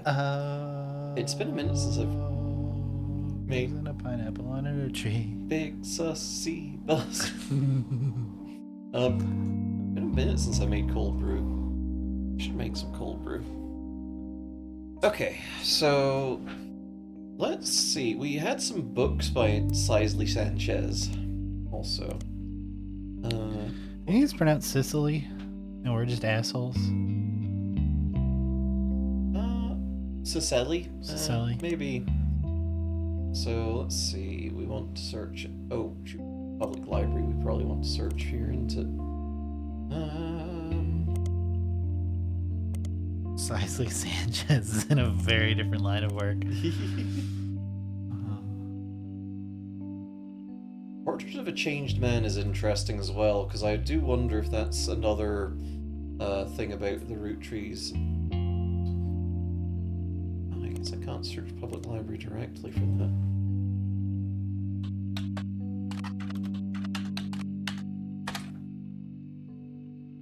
Okay. The book's description has this to say. What if everything you stand for, everything you know to be true today could disappear in an instant? All of your politics, relationships gone in the blink of an eye. Would you still be you? Size Queen Sanchez tells this powerful true story about a man who woke up after being saved from drowning in his backyard pool and became an entirely different person. Included are interviews from those that knew him best before, as well as a one-on-one chat that paints an entirely different picture. Won't be able to put it down without wondering, what if that were me? Okay, well that doesn't seem particularly relevant, does it? Not really. Foreign Gospel as well.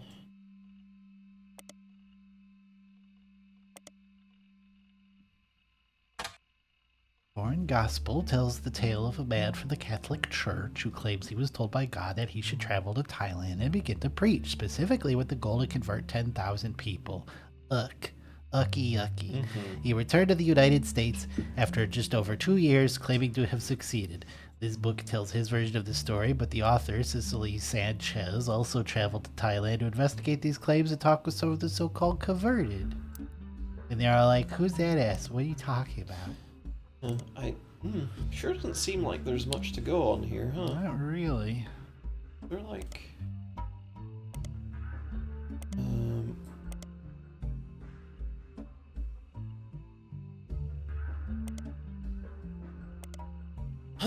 That's a shame. I thought this was going to be our inn here, and sure, it doesn't seem to be. Well, let's check out Root. What are they up to? Yeah. The Root website has a small memorial section to the deceased members of the family, but contains no new information. The most recent catalog, Spring of '99, had an entirely black cover with no text on it. On the leadership page, you learn that Root is currently managed by a designer who is apparently Brenda White's second in command. You don't recognize her name, and she seems unrelated to your search. There's also a scholarship page. On it, you find information about the Roottrees Sisters Fashion Scholarship. It is awarded to 3 underprivileged high school girls each year who wish to pursue a career in fashion. Apparently, it also gives them an opportunity to show off their designs on professional models on a real runway. According to the site, the fund was created directly from shares that would have contributed to the inheritance of the Roottrees sisters if they were still alive. Like the other aspects of the Clanstead Trust, it's managed by Ruby Legal Enterprises. Here, no, this is the same thing.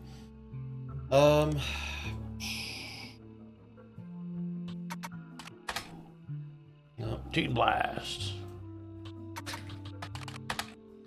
Gene Blast.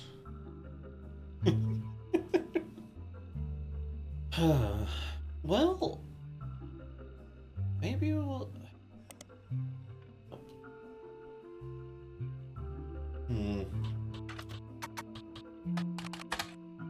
Guy Hudson. So, yeah. This is probably just gonna come up with, yeah, that again. Huh, okay. Well, what are our notable events? So... I think we looked at... Yeah, we looked at this already, but, I feel like we should check the periodicals. Check, just in case. Business Watch. Okay. So I think we read already. Yeah, I think so. Okay. Oh, Nelly. This is a harder nut to crack. Let's look into Anonymom, I guess. Yeah. I get the feeling she's going to be in a separate chunk of everything going on from Guy Hudson. Yeah, the other thing about it is that she didn't pass the DNA test. So, yeah. So this might not be worth looking into. Second high-profile case after Felix Fellows of a potential new Roottree being added to the Clanstead Trust. Instead of claiming herself a Roottree, she claimed that she'd slept with Guy Hudson and that her daughter was a Roottree. The accusation came during the height of Roottreemania, began with a brief TV interview. She appeared in the shadows with a disguised voice and promoted an article about herself in News Time. The TV interview and the article, she referred to her daughter as Jane Doe Roottree. The name Anonymon was not self-inflicted. It seemed to spring up organically because no one knew how else to refer to her. Probably check the News Time article. We'll come back to this. Oh. Ooh. An anonymous woman appeared on the cover of News Time holding a picture of her daughter Jane Doe. First and only mention of the phrase Anonymom in News Time came the week after when they issued an apology for reaching her in the first place. Okay, interesting. So let's have a little look-see at that little bit of evidence. I slept with Guy Hudson. Are you sure it was the Guy Hudson of the Roottrees? Well, I slept with a guy, at least. Okay, so the faces are blurred out, so... Andy. Yeah, it was determined through a DNA test that Anonymom's daughter was not a Roottree. This article, which did not refer to her daughter as Jane Doe Roottree, which did refer to her daughter as Jane Doe Roottree, but did not coin the phrase Anonymom, came before all that right around the time of her first TV interview. This is a summary. Anonymous woman appeared on the cover of Nude Times shortly after 5Ps was confirmed to be a member of the Roottrees family. In an homage to the previous cover, she holds a photo of her daughter. Unlike 5Ps, she wished to remain anonymous, and both photos were obscured. Okay, so this isn't... This is... yeah. It's all nothing. Daughter does seem to have red hair, though. Yeah. Anonymous woman claimed to have had an affair with Guy Hudson while she was working as his secretary. She and another woman were hired at the same time during a transition period while many of the secretaries that worked under Zach Borden were already gone. She says that she and the other woman were both underqualified and neither had typewriter experience. According to other staff members interviewed, Guy had his own requirements for hiring women. Yuck. Guy Hudson liked to throw lavish parties, and the longer he was president, the more excuses he found.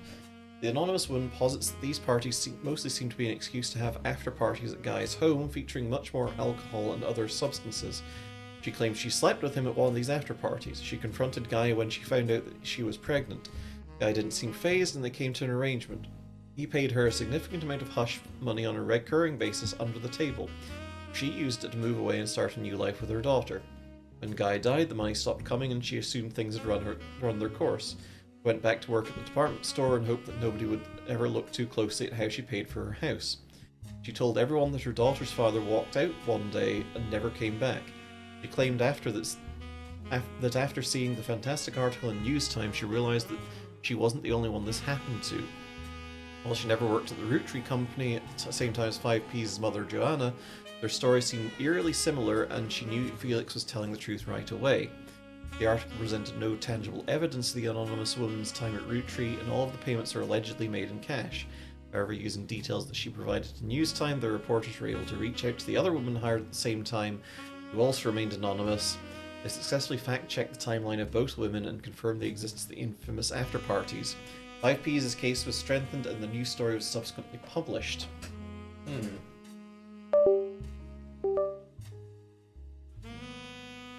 Sorry, our audio blew up for a moment there. Okay. Interesting.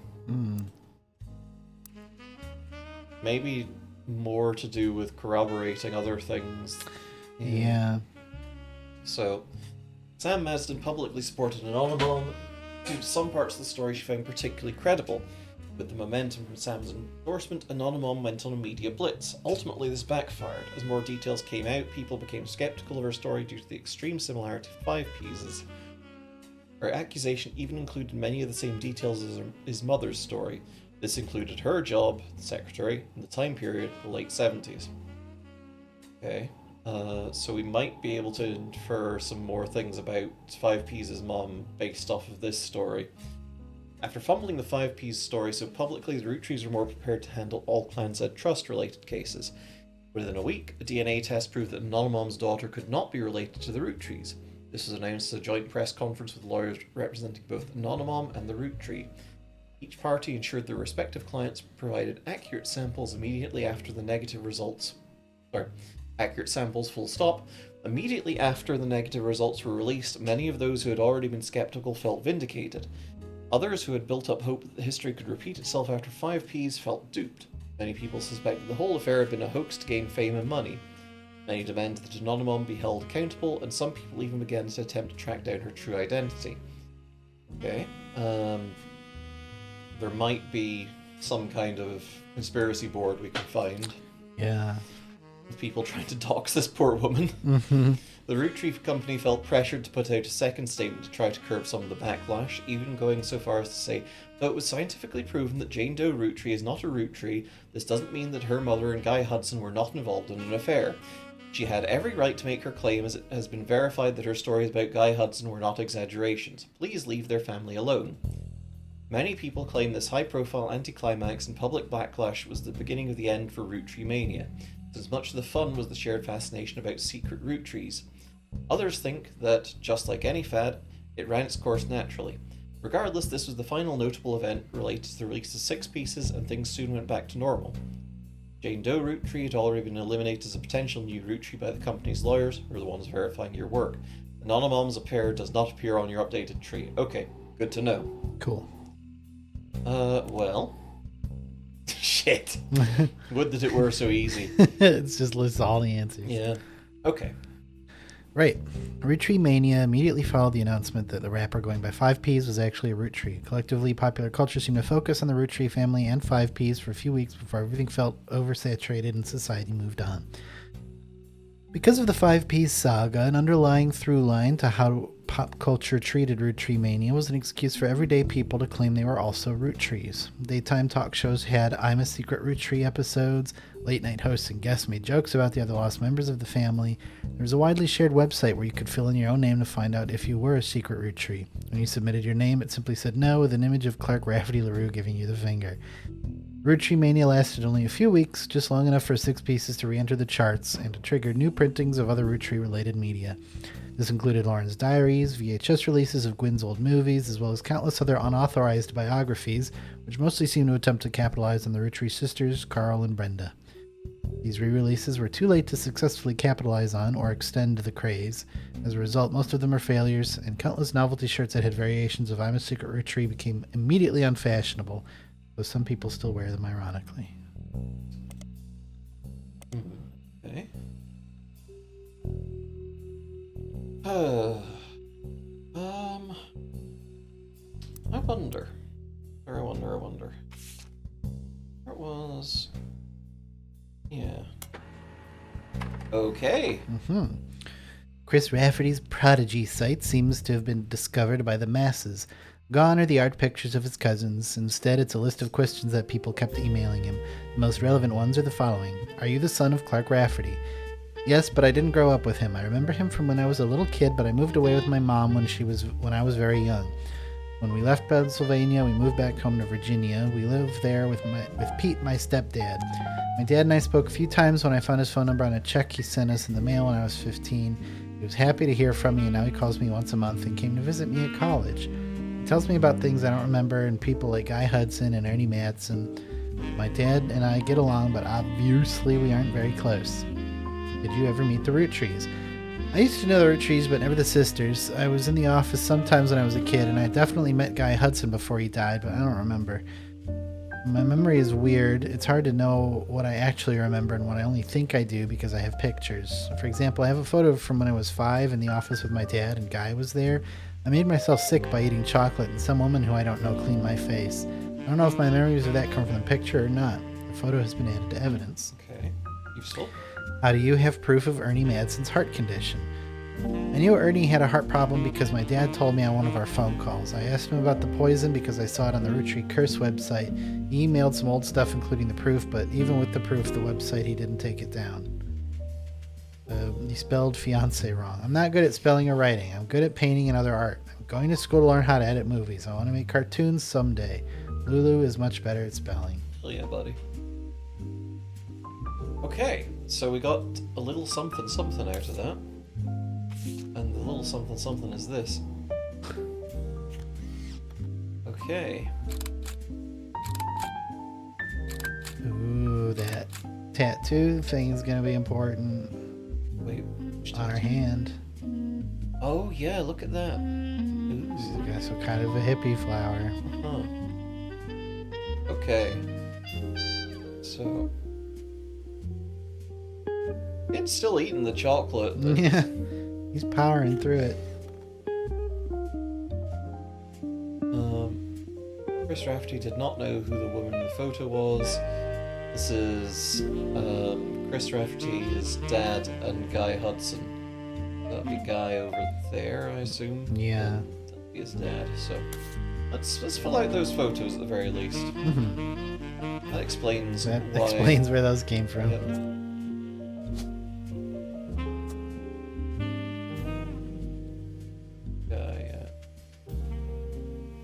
This one. Well, we got lots more of him in the new thing. Oh, true, yeah. Guy Hudson looming in the background. Mm-hmm. So that's definitely one of his secretaries. Yeah, I think so. Can we see the other photo we've got of the picnic? It's not her. Yeah, different person. Okay. Right, so what else do we have here? don't think we specifically searched for Roottreemania, so... Yeah, let's go for it. Okay. Oh, no, wait. No, this is... We did. This is... We just did, actually. Yeah, okay. Never mind.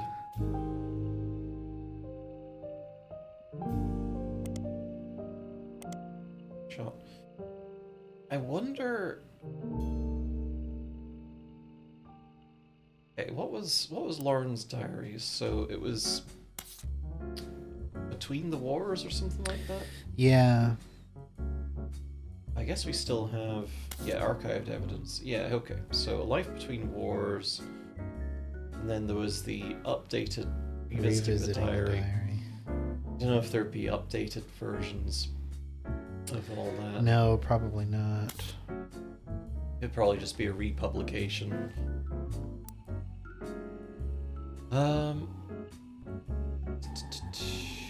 Did we see what's going on with Root? We checked that, and I think it Yeah, not too much, really.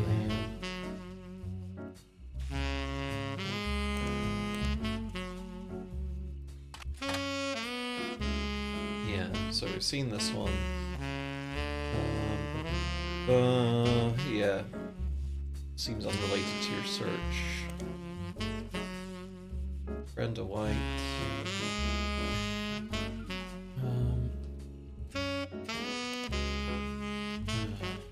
Well, Can we start looking up, stuff about Guy Hudson again?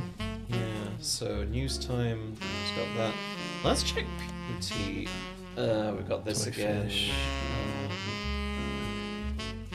I think Business Watch will just have, yeah,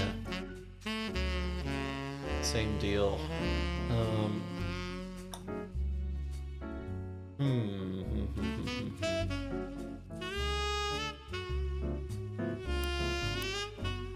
What else are our things that we have to pick at here?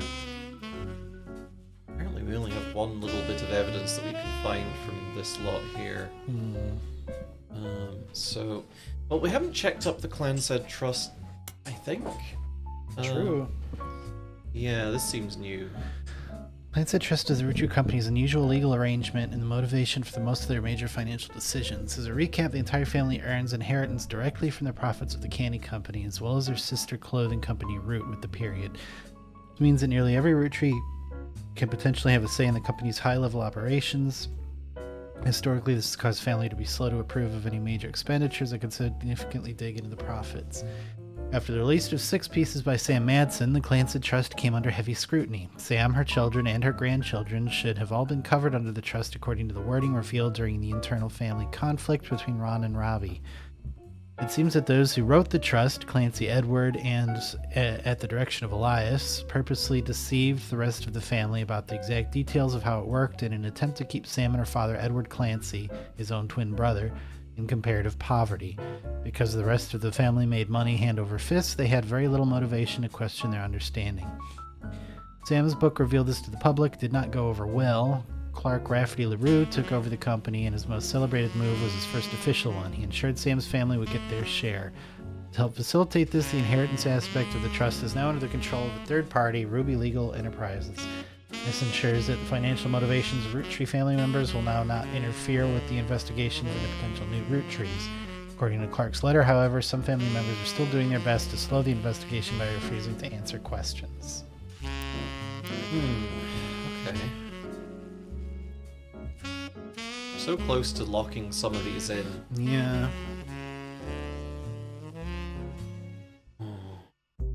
Okay. So, I guess possible infidelity 1, 1921. So, that would presumably be... At 1921, that would presumably be Elias Roottree. Yeah. Which we do have some hints that perhaps Elias was not as faithful because Gwyneth was able to leverage Sam into family gatherings. Right. So I think there's a chance it could be one of the 5 pieces as well, because I don't think they're all born after the company was founded.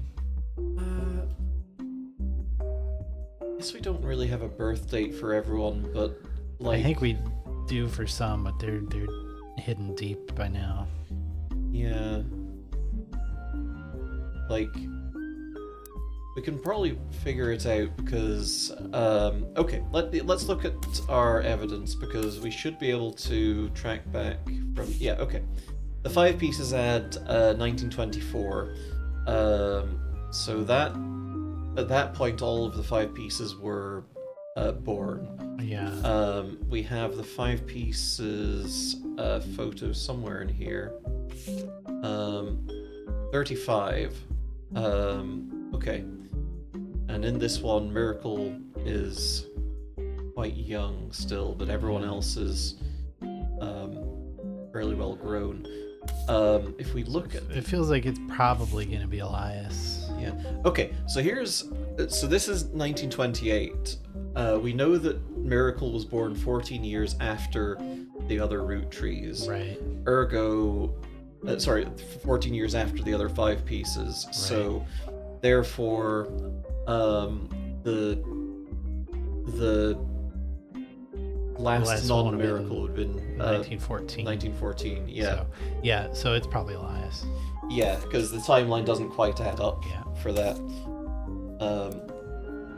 So I think just by this we can put down Elias Roottree.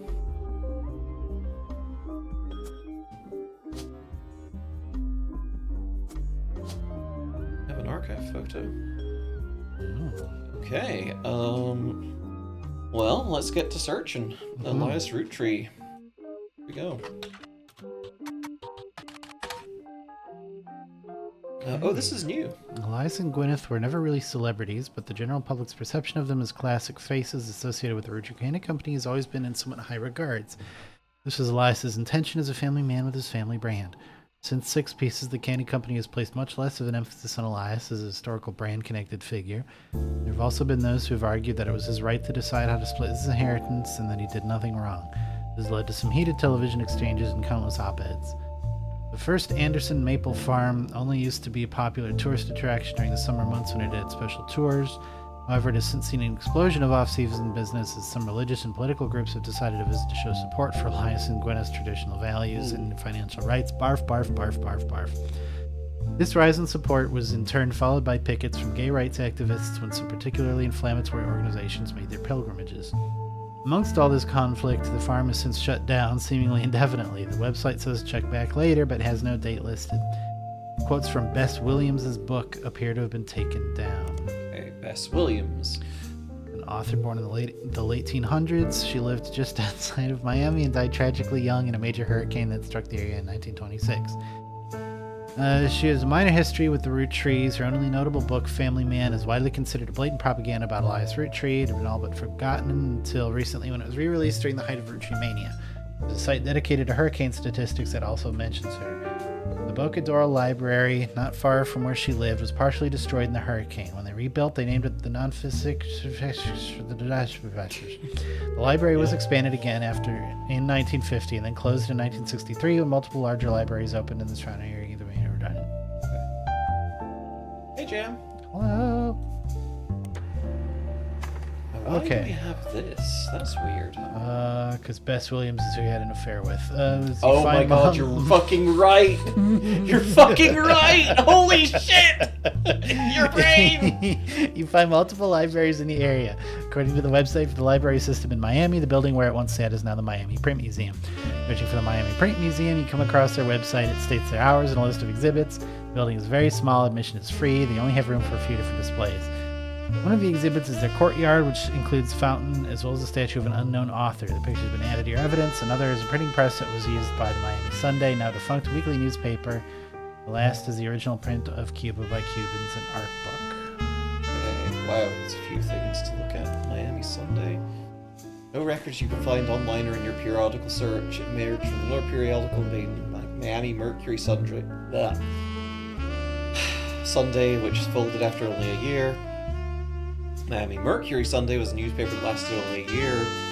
Find a small website about quirky printing history facts that mentions the Miami Mercury Sunday was the outcome of merging 2 smaller failing newspapers. This was also one larger failing newspaper, which is only notable to the author because combining the names the way it did was tied for the longest title for an American newspaper at the time, the newspaper in Jefferson, Texas. Okay.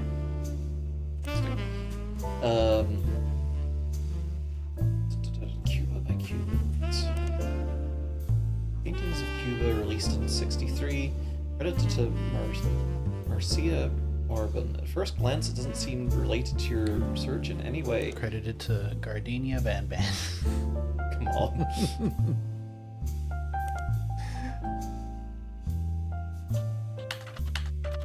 Cuba by Boobins.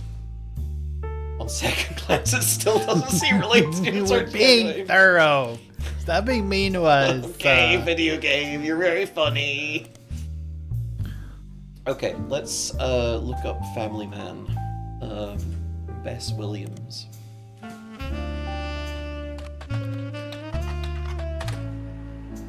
Okay, reprinting of an old book about Elias Roottrees. It's blatant corporate propaganda. Old book about Elias Roottrees. There's no downloadable version available because the book is impossible to find these days. Ho ho ho. Oh, hi, Val. Guy Hudson's like a river or something. You're right. Oh, here's the fucking Monopoly Man. Okay, dictionary defines propaganda as information, especially of a biased or misleading nature, used to promote or publicize a particular political cause or point of view. But if they were to replace that definition with a picture, it would be a picture of this book. This book tells you nothing new about Elias, and from what you know of his true feelings towards some of his extended family, you're not sure it tells you anything true about Elias either. The reissue of this book was so lazy that they reused the famous photo of Elias from Business Watch, whose copyright had expired. The best thing it has going for it is that it is only 85 pages long. Okay. Cool. Oh, and here's Tells this. us nothing new, and yet there's 2 new hints to be garnered. So, you have an unknown author. Statue in front. Yeah, so it strikes me that that is probably Bess Williams. So, first off, Yep. it was supposed to be an earth-shattering confirmation of our things, I would have thought. Well, her last name probably isn't Fellows. Oh, you're right. Do you have Steve Fellows? No, we don't. We don't know No, the we name. don't. Steve's a different guy still. That's a different guy. He's a different guy.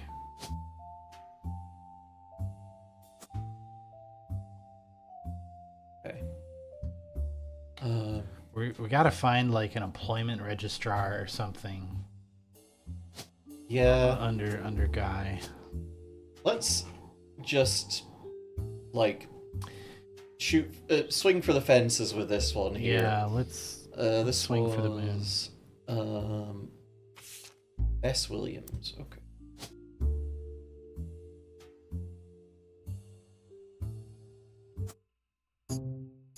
Yep. Our patriarch regards racism.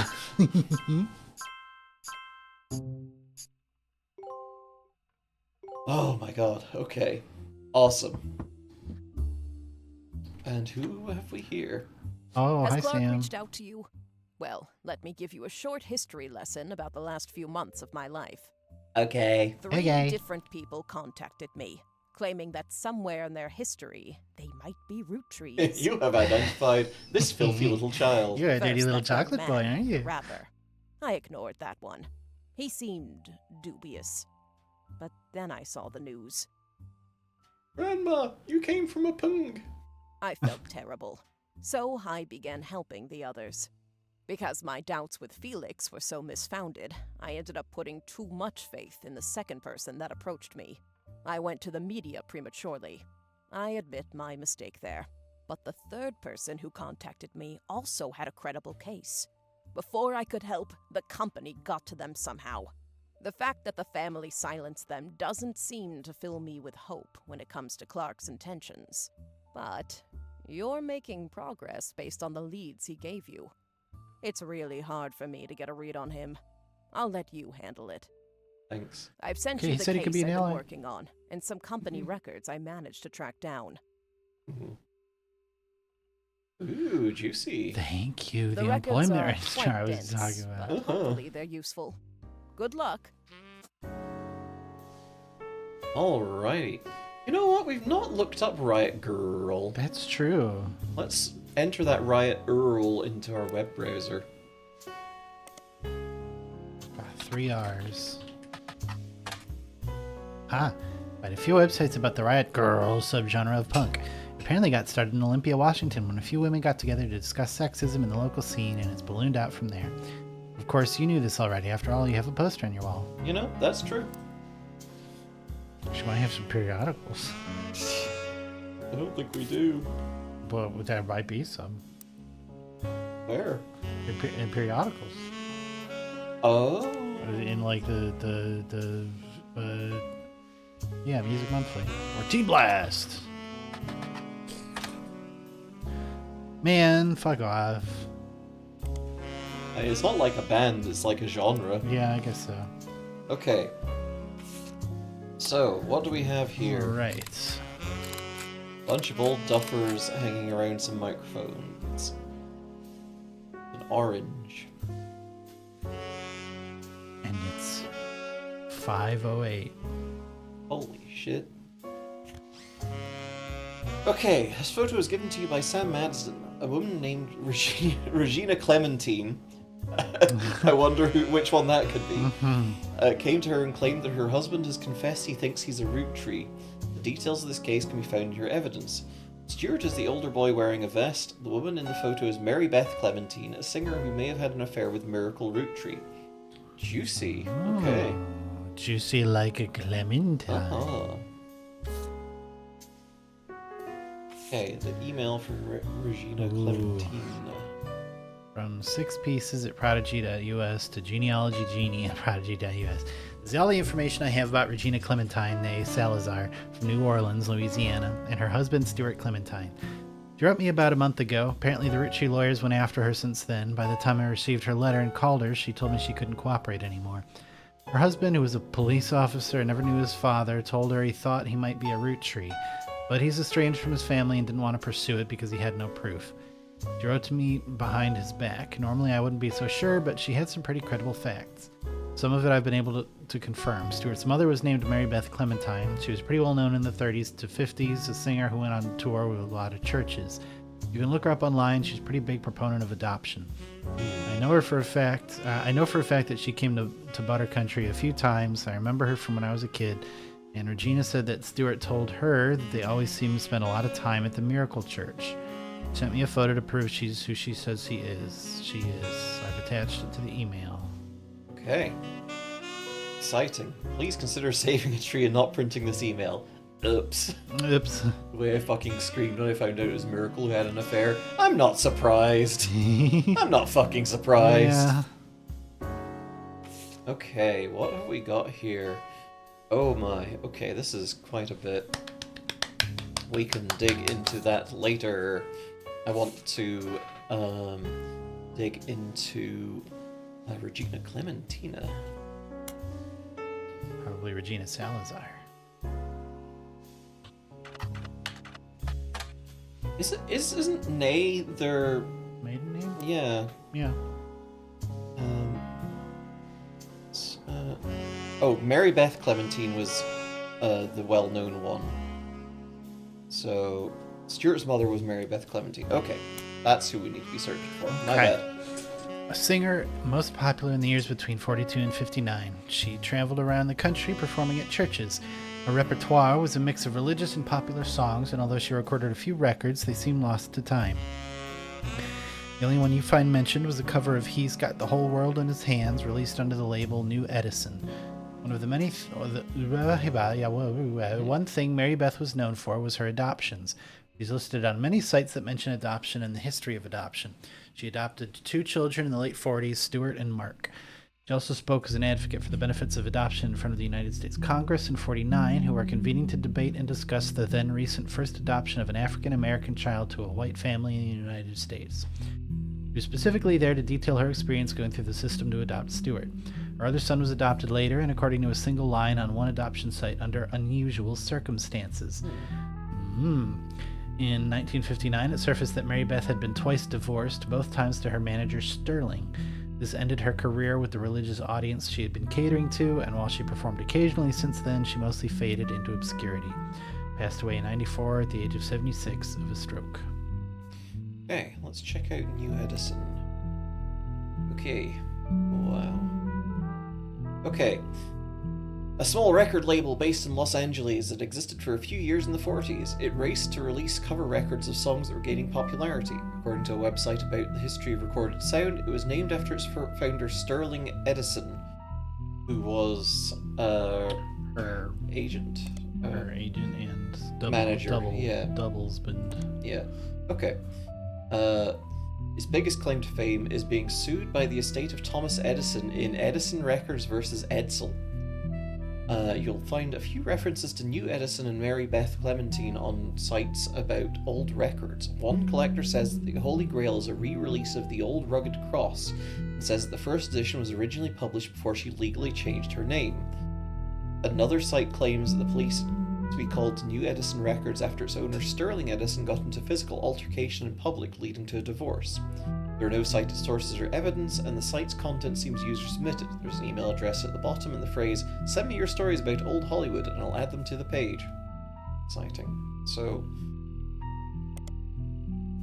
popular hymn that's been covered by many, many artists. You won't find much relevant information about it online. That's fair. Okay.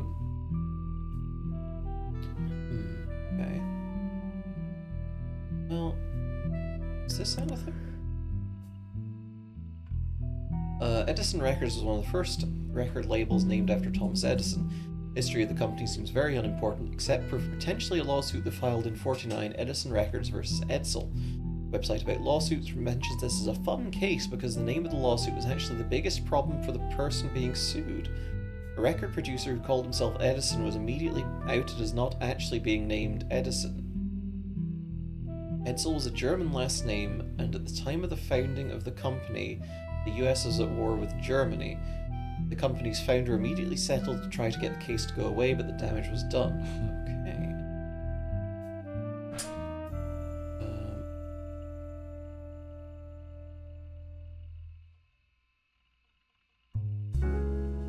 Interesting. Okay, so yeah.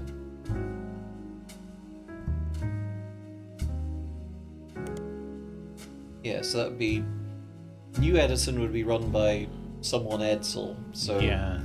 I guess Sterling at Edsel. Okay, so Sweet. 49 would be about right, That I think. I'm feels- willing to bet that's Miracle there. Yeah. So let's do Sterling Edsel Edsel. there. Oh, well, no, wait, that's supposed to be him, isn't it? It's probably him. Yeah, the woman in the photo is Mary Beth Clementine. So it would track that this is her husband / manager, and these are her kids. Yeah. So wait, who's Regina then? Regina was sorry, I'm clicking on everything. Yeah, Regina Clementine is married to Stuart, the older boy wearing a vest. Gotcha. So,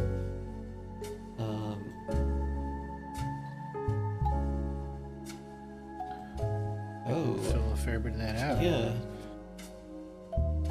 This would be Stuart Clementine. Take care, Jan. Take care, Jam.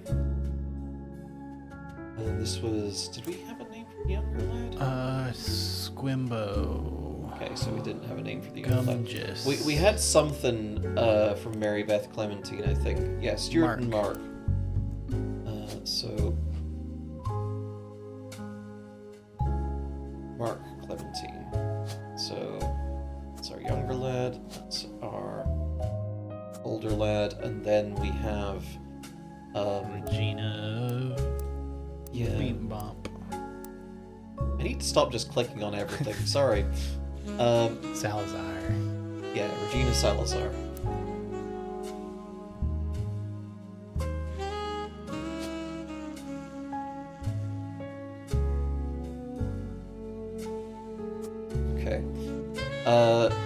Don't know what Mark's up to. I think that it mentioned that her husband is a police officer. Boo. Don't know what her brother's up to. Baby. Career baby. Okay, so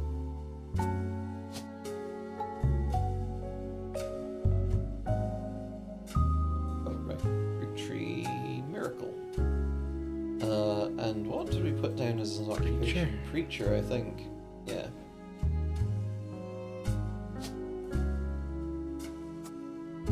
Okay, and then Mary Beth.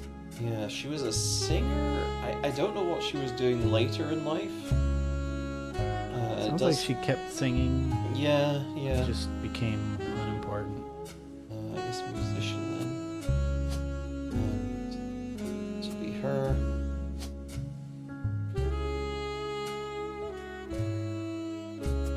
Mary Beth something or other.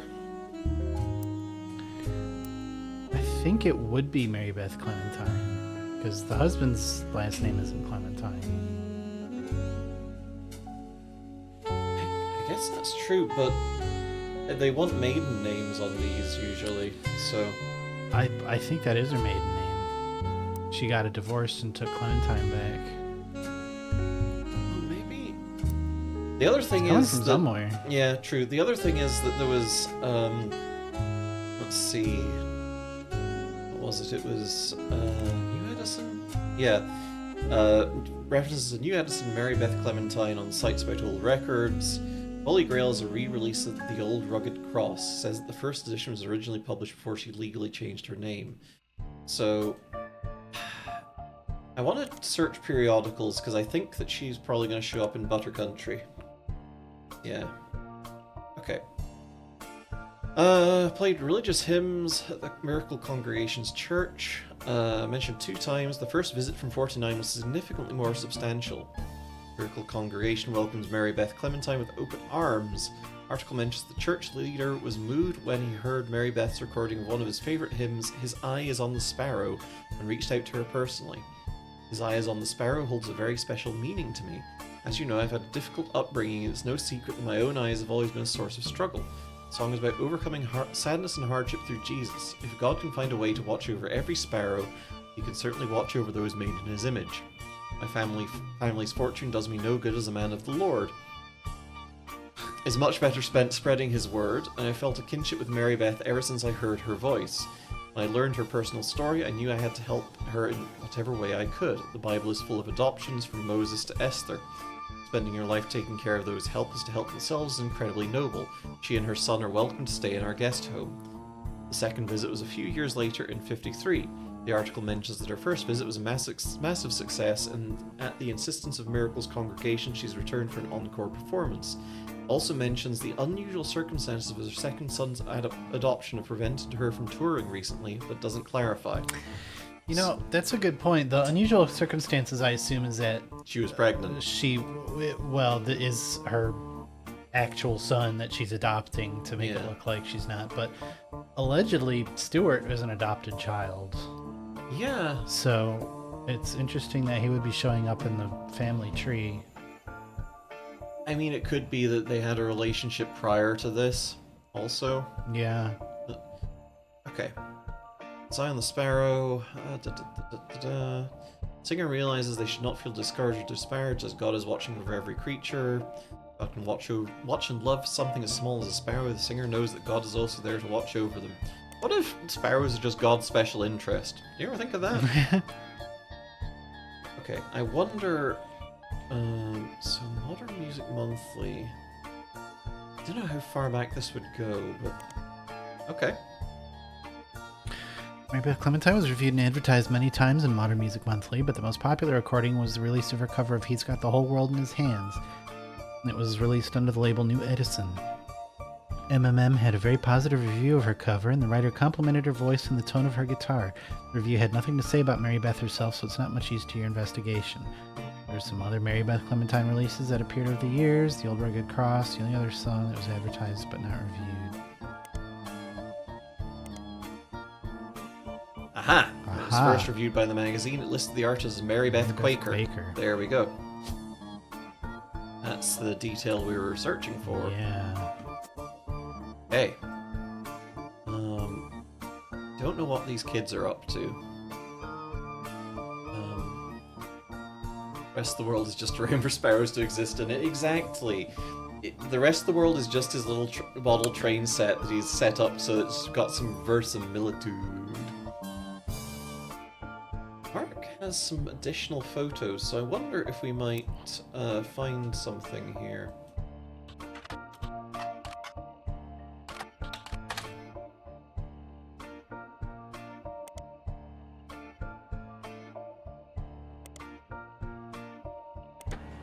Oh, hey! Oh, Crocodile Oh, Clementine, listed on a website entitled The Infamy List. Massive list of criminals who are known for odd crimes. Although Mark's nickname would imply he hails from Florida, a lot of others on the list come from there, or Australia, Mark is listed as being from Los Angeles. He has a pretty big entry. He seems like a real piece of work. There's a very small note about him being the basket baby of 1950, but most everything else comes from his adulthood. He lost his job in 75 as a pilot for a regional airline after he tried to board the wrong airline's plane. He was drunk. He was charged with trespassing and assault. In 82, he was arrested for transporting smuggled animals over the Canadian and Mexican borders for an illegal reptile supplier in Los Angeles.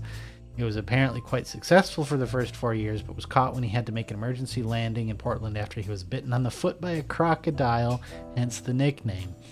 Apparently, the Portland Telegraph is credited as having given him his nickname. His mugshot from this incident has been added to your photos. In 93, he was released on parole, but his freedom didn't last long. He was arrested in 94 in San Diego for violating it in an attempt to visit his daughter's graduation.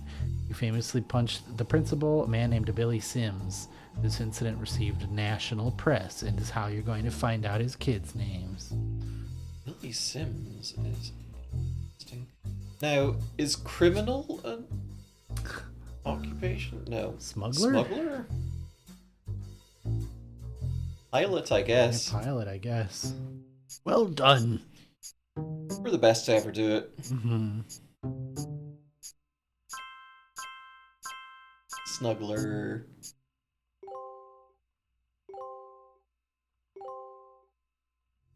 Okay. Okay. Let's have a look at and his as they say, yeah. little mugshot. Oh, man. Oh. Hey, Kurt Cobain. A little bit.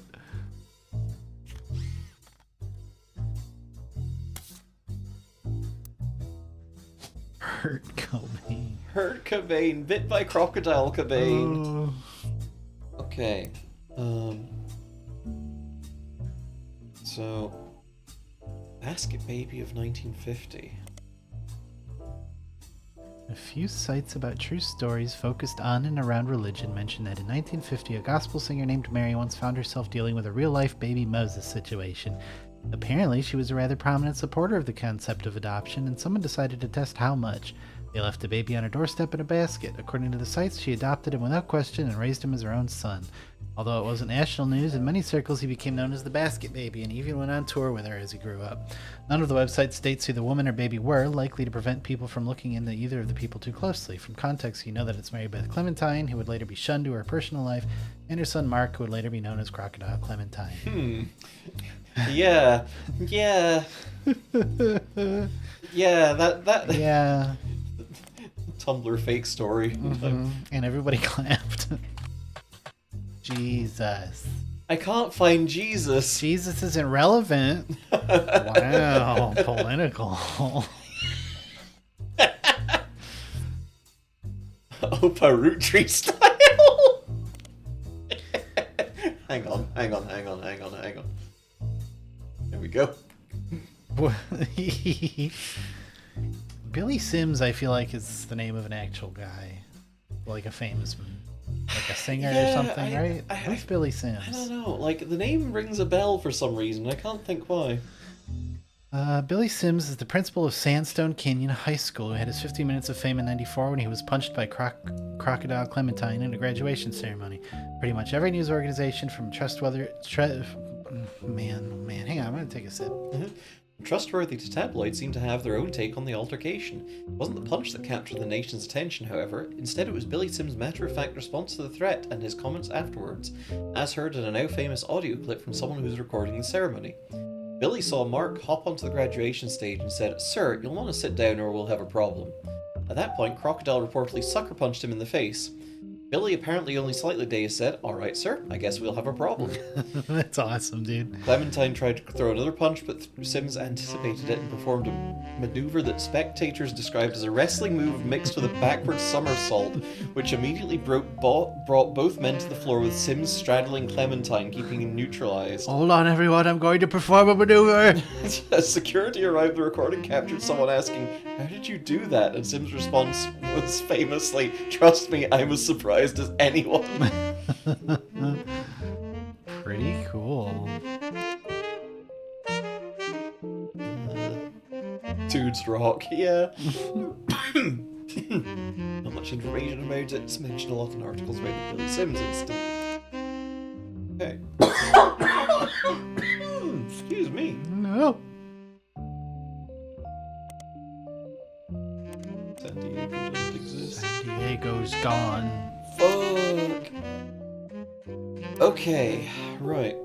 Well, I don't think we've necessarily We got... didn't really get much out of that, did we? Not really, no. We got some laughs, got some yucks, but that's about it.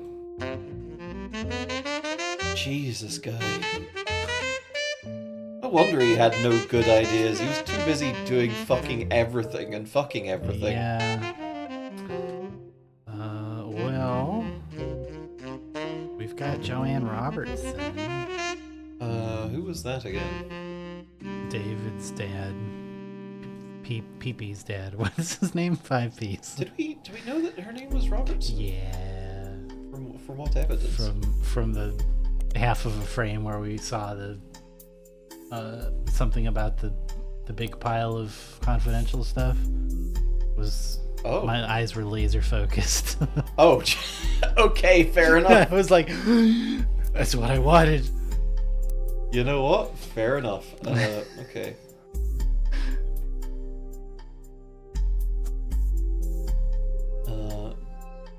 And we had some notes here. Antonelli's. Christine Garland. That might be the second one, yeah.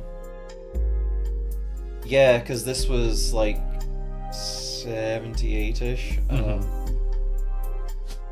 So let's put down Steve just for now. Hey. Steve Garland, probably. Yeah.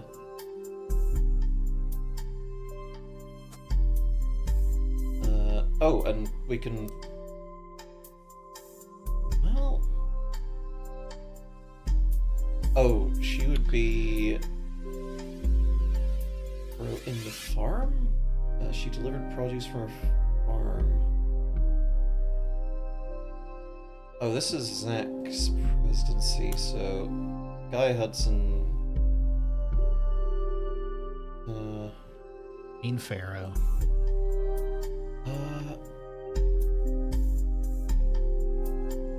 Yeah, I thought it said that she was like... Christine Farrow is no longer listed amongst secretaries, but Christine Garland has been hired.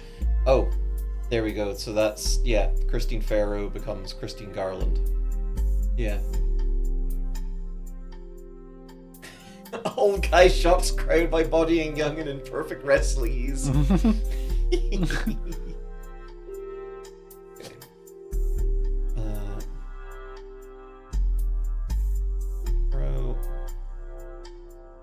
Christine, and she was a secretary. She was a farmo? Well, she's listed under Oh secretaries. yeah, she's is the listed thing under about secretaries. it. So what's our notes? Yeah, she and her husband Steve, who was a chef at Antonelli's, met years ago when she delivered produce. The restaurant switched suppliers, connected by chance. So it might be that she, delivered produce from her mother's farm. She might not have been still Yeah, delivering she's the produce secretary, at but that went point. back to delivering produce on Yeah. the weekends. Okay. Okay. Up their own restaurant.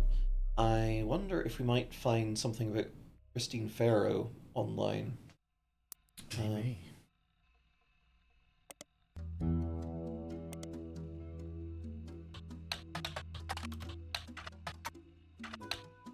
That wasn't how it was I think it's spelled. was it? AOH. Nope, OAH. You got it. ROAH. Oh, Nice. well, I spelled it correctly for nothing. Did all this work, chat. I know. Jesus. Beth Knox, 50 years. Well, let's start from the start, huh? Sure.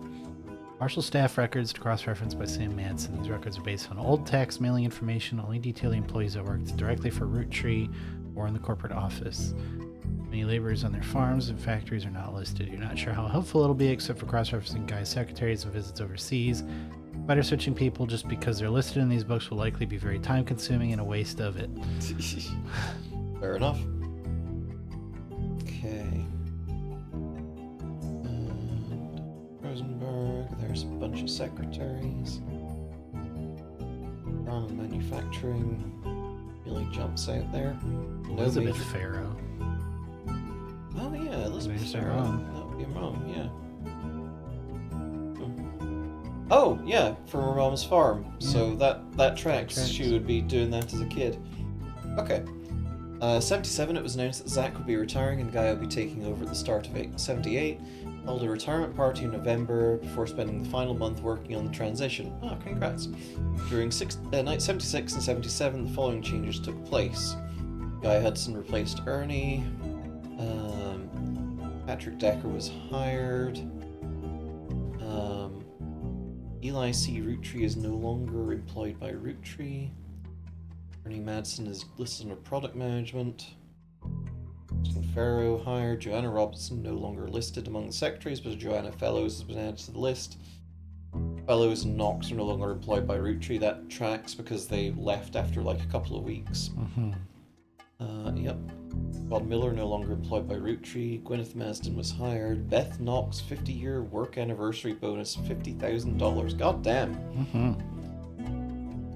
Zach Morden retirement party 20k.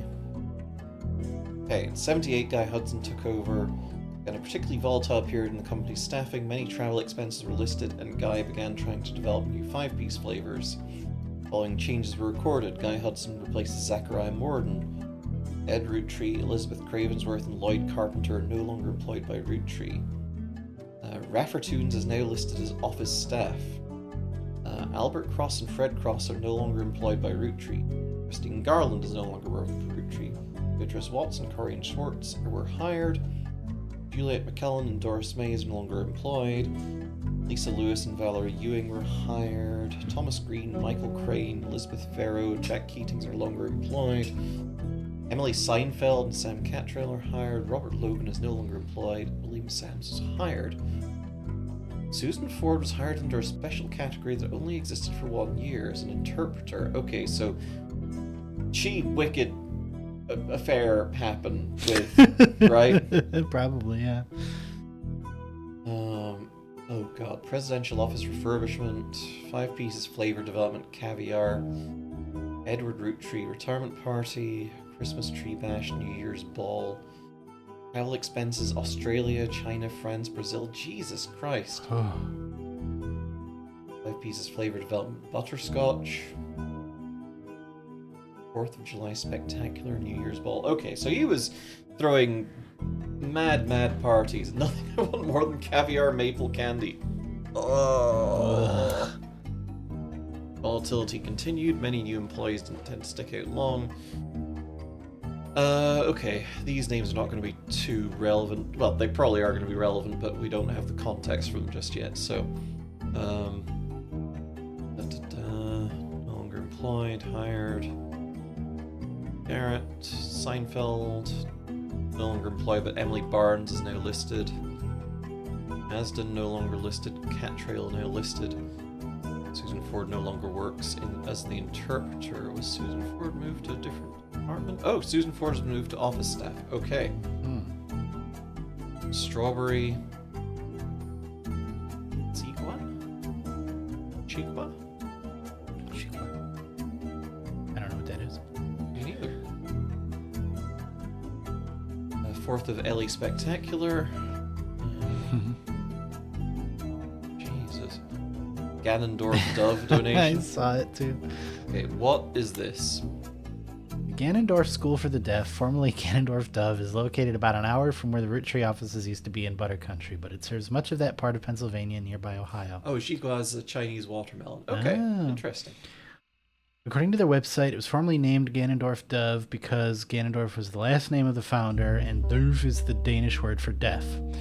The founder's issues with government translators leading to an odd transcription issue. In 1990, it was renamed to better represent the school's purpose and to correct the embarrassing lack of effort and awareness demonstrated by the government offices and officials in those early days. The staff is listed on the website. You scan through all of the biographies and find that the principal, Miss Ford, is fluent in 5 languages, including ASL.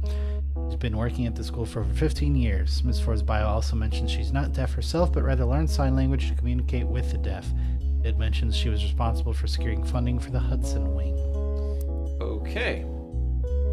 So, Hudson Wing. They've had a fairly lengthy and torrid affair, it would seem, and perhaps still seem vaguely connected after, or were vaguely connected after all that. Guy Hudson died in 82. The first few months of that year continued along the same pattern. Things quickly changed when Ernie took over. Most of the extraneous expenses ended, and all the secretaries most handpicked by Hudson were let go. Sam Madston left Roottree in 84, so this is the last set of books you have access to. Okay, Susan Ford no longer employed. Madston Jr. no longer works. Douglas Roseberg rehired. Oh, work time temp. Company with many offices all over the United States. The Roottreemania Company is listed on their site as one of the companies they do business with, though it's far from the only one you recognize. As far as you can tell, there's no connection between work time temp and anyone related to your search.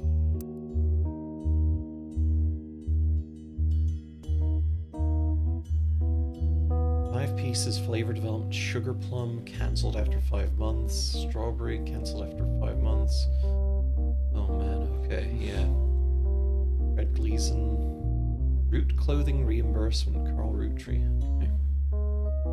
Alright, so. Interesting. We've got little bits and pieces in all these records. That's exciting. Pile of names we know to be important, but not necessarily where they fit in just now. Yeah. I think Susan Ford is an interesting one to dig into. I don't know if we'll find anything directly under her name. Yeah. But it sure seems like this is pretty relevant.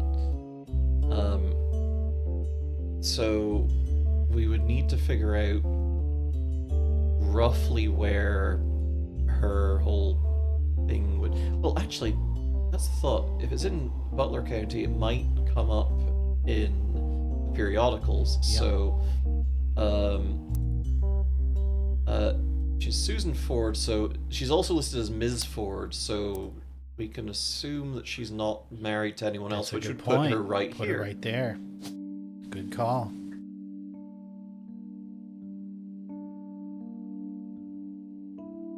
Assuming she hasn't gotten married in the...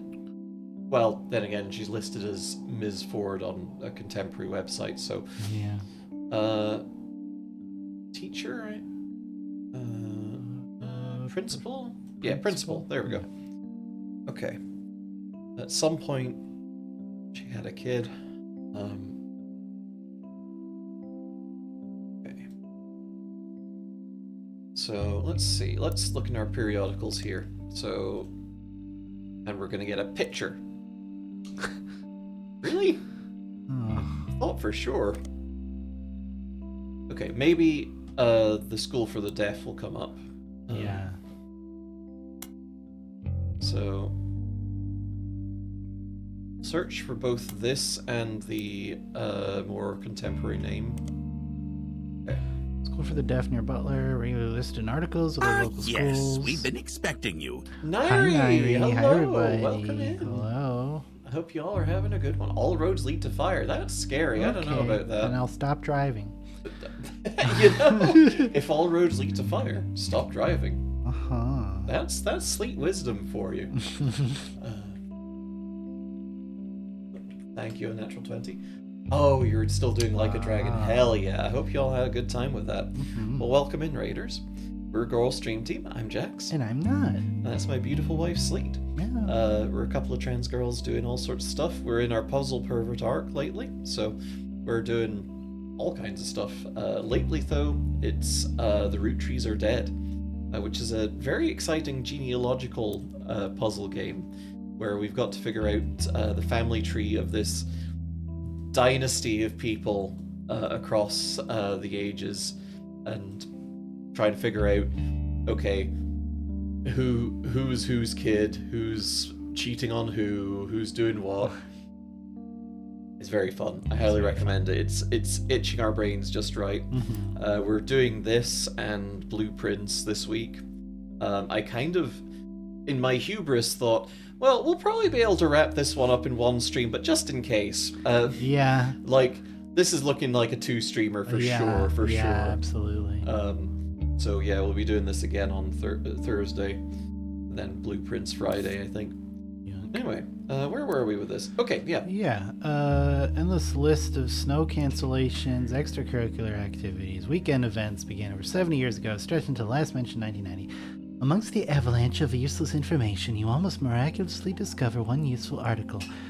Ganondorf Dove was at the center of a crime article from 1982.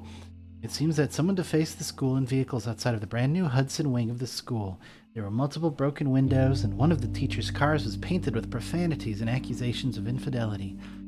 A few weeks later, a follow-up article provides more details. There was one arrest, Thomas Hughes, who was coincidentally a former student at the school. Apparently, the destruction came weeks after he married the school's newest teacher, Mrs. Hughes. She was not a teacher when he went. He graduated a few years earlier. Okay, that clears it up for me. According to the reporter's investigation into the police reports, trials, and restraining orders, Mr. Hughes was convinced that he was not the father of Mrs. Hughes' current pregnancy. He was released on bail, and the school has agreed not to press criminal charges after an agreement was made to pay for the damages and for the couple to begin the divorce proceedings. It seems Thomas Hughes, Mrs. Hughes, and the Hudson Wing have all avoided further appearances in the Butter Country Times. Okay. Let's see.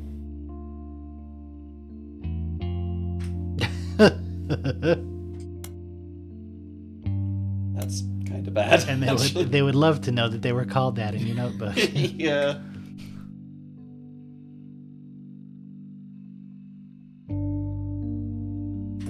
Guys, infidelities. So this seems relevant.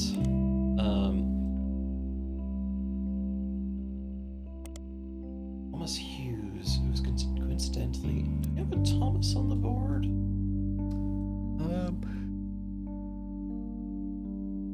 I don't think so.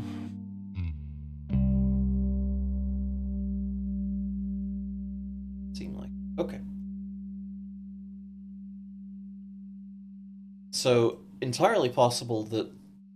Oh, in fact, look at that. That's this, isn't it? Probably. Destruction came weeks after he married the school's newest teacher, Mrs. Hughes. He was not a teacher when he went. He graduated a few years earlier. Thomas Hughes. So it's weird that he would go on to start doing his thing at this random school. Well, this is after the Hudson Wing was established. I guess he. We might be able to figure out the timeline for when Susan Ford was made principal. In fact, maybe put some ideas to that here. So let's see. Susan Ford is no longer an interpreter by 1980. It was moved to office staff in 1980. Then T2 Guy Hudson died. Susan Ford no longer employed by Roottrees. Oh, he died in 82. Yeah. Oh, he had to hurry it up, huh? He had to work fast. I guess The Affair with Her wasn't in 1980. Yeah, so the affair with Mrs. Hughes, convinced she was not the father of Mrs. Hughes' current pregnancy. So that actually also tracks with where that appears on the... Oh, well, actually, it might be here instead. Yeah, it would have to be. Yeah, I think it has to be. You're right, because he's been up to a lot. And... Quick, I gotta knock somebody else up. I'm about to die. Anybody, hurry up. Yep. So that was Thomas Hughes. What did he die? He died of car, right? He had caritis? Yeah, I think it was. I think he died of car crash. So it wasn't like he was 90 during this. No. That road led to fire. You're right. He should have listened to me. So we have Thomas Hughes there as the spouse, and we have... He fucked the car. Not sure who Mrs. Hughes is exactly. No. I don't think... Yeah. Maybe we can look up the Hudson Wing and find some deets there. Well, it doesn't seem to have any further appearances in the Butter Times. Maybe some prior appearances. Yeah, okay. That said, though, I do want to check the name of the school under its new name, because it mentions pretty specifically last mentioned in 1990, and the website said something to the effect of it changed its name later. Oh, in fact, look at that. Yeah. Hudson Wing, expansion to the Grandorf Dove, now Grandorf School for the Deaf. We'll just add on a clipboard. Separate, much smaller building, half a block from the main campus, operates as a smaller independent school that offers free ASL courses for the family members, friends, and caretakers of deaf children. They got their name after the president of the Roottrees generously donated $250,000 towards the construction of the building. So, Guy has been noted as giving hush money to other people, so this is probably a big payment of hush money to make Miss Ford. Yeah. So let's see. Very vague history section. You can somewhat fill in with details from other information you've seen about the school. Mentions that the donation came at the insistence of an employee of Roottrees at the time. Mentions that she learned ASL from the main school before the Hudson Wing even existed to surprise her future husband, who was deaf. Realizing how useful a service like this could be to non-deaf people that wish to better serve those with hearing issues, she convinced Roottrees management to invest in the school. Hudson Wing opened and she became the first teacher of the new campus. It only operated on weekends, but since then it has added afternoon classes on some weekdays.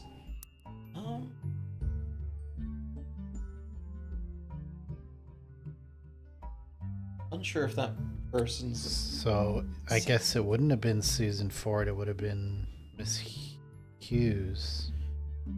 Well, I don't know. I don't know. I think he's had his fingers in a lot of pies at this school. He certainly has. So let's search up. There we go. Okay, that's better. Grandorf School for the Deaf has made a few odd appearances here and there in the Butler County Times since 1990. It's not too many that you can't look at all of them, so after scrolling through a few pages, you manage to find something incredibly useful in an article that isn't even focused on the school itself. Local students provide key evidence in scientific study. The article from March of this year mentions that the Ford sisters, who attend public school in Butter Country, are one of only a handful of identical twins in the world who suffer from two different genetic issues. One of them has asthma, and the other has a deadly allergy to peanuts. Their mother, a Miss Susie Ford, who is principal at the nearby Grandorf School for the Deaf, was originally contacted by researchers looking to identify if there are any sets of twins where one was born deaf and the other was not. While she didn't have any twins attending her school, she asked if her daughters, Melissa and Heather, could be more useful, and it turns out they were. She says they couldn't be more different. My youngest, we all call her that, even though it's only by about 15 minutes, is shy, but essentially hasn't stopped running from the moment she learned to scamper. Asma has kept her sister off the soccer field, but she's the definition of extrovert and is even performing in a local production of Is There a Life After High School later this year. This article includes pictures of girls bad as yours. Okay, that's a lot to work on. That's asthma inhaler, and It's that's an EpiPen, I assume. Oh yeah, for the peanuts. Oh yeah, holding an inhaler. The one on the right is holding an EpiPen. One of the greatest inventions of mankind, by the way, the EpiPen. Yeah, God, it's fucking great stuff. So, Miss Susie Ford is the final affair then. Maybe possibly. Because she's got 2 daughters. Yeah, I guess it would have to be. It would have right? to be. Yeah. Yeah, okay. Yeah, I think you're right. So unknown. It's strange that it keeps calling her Miss Ford, and then there was the thing saying that she was going to marry a deaf husband. It seems that she split up at some point, so yeah. That's the wrong one. No, I'm moving Thomas I Hughes see. down to here. I see.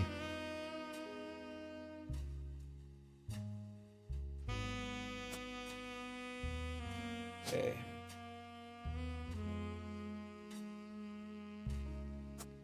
Okay, so we had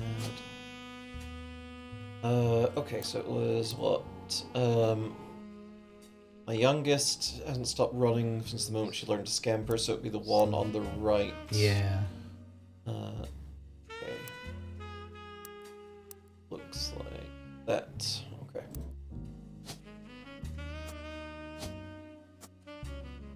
And Unknown occupation, peanut allergy.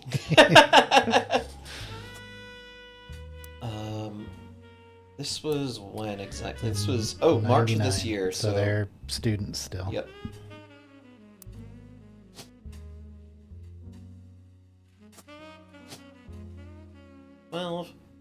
Twelve, and they are. Let's see, Melissa and Heather. My youngest. So we don't. Which one's which? I don't think. No, not necessarily. It can be more different. All the Roottrees past tense? No, there's some Roottrees that are still alive. For now. For now. We haven't killed them yet. Well, maybe we can look into that play. Yeah. Quite obscure, appearing on Broadway for 17 performances after a preview period. Nowadays, it's mostly performed by smaller theater troupes, including high school drama clubs. If you couldn't tell by now, a game designer by the name of Jeremy Johnston was in musical theater all 4 years of high school. There's one song from it that somewhat surpassed the popularity of the rest of the musical called The Kid Inside. If you'd like to listen to it, I recommend Barry Manilow's version. If you've heard the song before, it's likely that cover. The entire musical deals entirely with the traumas and nostalgia that society collectively shares about their formative years, which feels appropriately thematic for this game. I've always thought about it as somewhat ironic that they have high school theater clubs perform it, though. Anyways, keyword in that Butler County Times article is local. Okay, Jeremy Johnson. All right. I'm gonna search you, your asshole. This game is clearly inspired heavily by Virginia, her story. We already read this one. Oh yeah, this was just listed under Easter egg, I think. It was.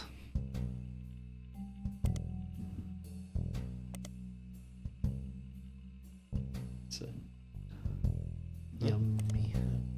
Yummy. Okay. Is there life after high school? Is there life after high school? This is my last resort. This is a high school in Butler County. Form is there life after high school? Heather Ford. Okay, so Heather is the asthma has kept her off the soccer field. Definition of extrovert. Okay. Okay, Heather is asthma. Her.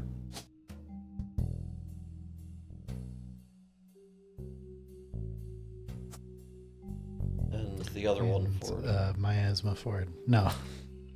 Melissa.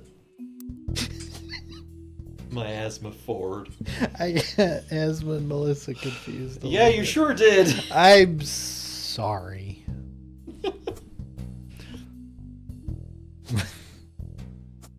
Okay. So this would be. This will be Miss Susie Ford. not her maiden name. Yeah. Presumably spouse of some name Ford. Ford. Don't have a photo of her. Prefect. Ford. Unless... Stone. Unless it could be her. She was there until 1980. So when was Chocolate Boy born? Sorry, this is a different from the original Chocolate Boy in that painting or that poster. Yeah. This is the return of Chocolate Boy. Return of This is Ghost of Chocolate Boy. I hope I can remember Master Ford next time you play Dwarf Fortress. I hope so too. When was Chocolate Boy born? That's a good question. There's Chocolate Boy. Oh, in 75. Mhm. So Oh yeah. So he would have been 5 years old, which he was in that photo in 1980. So yeah, that's totally her.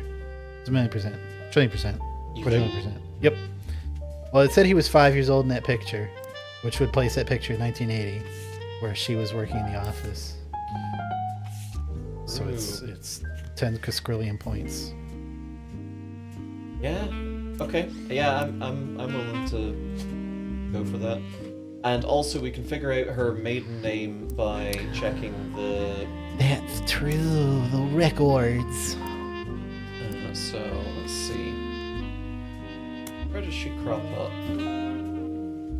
So Susan Ford was hired. Okay, so maybe she just kept her maiden. She might have just kept her maiden name. Yeah.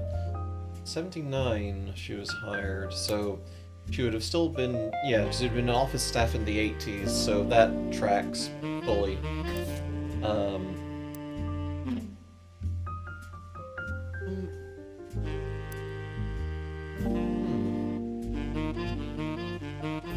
So who was her husband then? Yeah.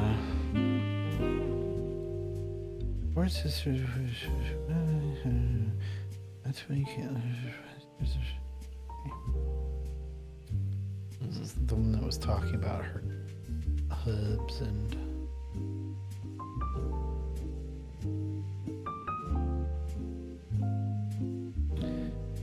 She wouldn't also be Hughes, would she? What Do you think she would be the same person as Mrs. Hughes? Oh. Huh, you know, I think you're fucking right. I think that actually stacks everything up nicely because, let's see, the Hudson Wing, where's the note about its vandalization? This one? Yeah. Crime article from 82. Someone defaced the school and vehicles outside the brand new Hudson Wing. Multiple broken windows. One of the teacher's cars was painted with profanities. One arrest, Thomas Hughes, who was coincidentally a former student of the school. Instruction came weeks after he married the school's newest teacher, Mrs. Hughes. Not a teacher when he went. He graduated a few years earlier.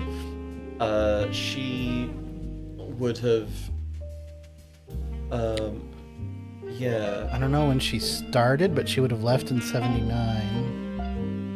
Yeah. And then come back in 81, I guess. Yeah, so... This was 82, so...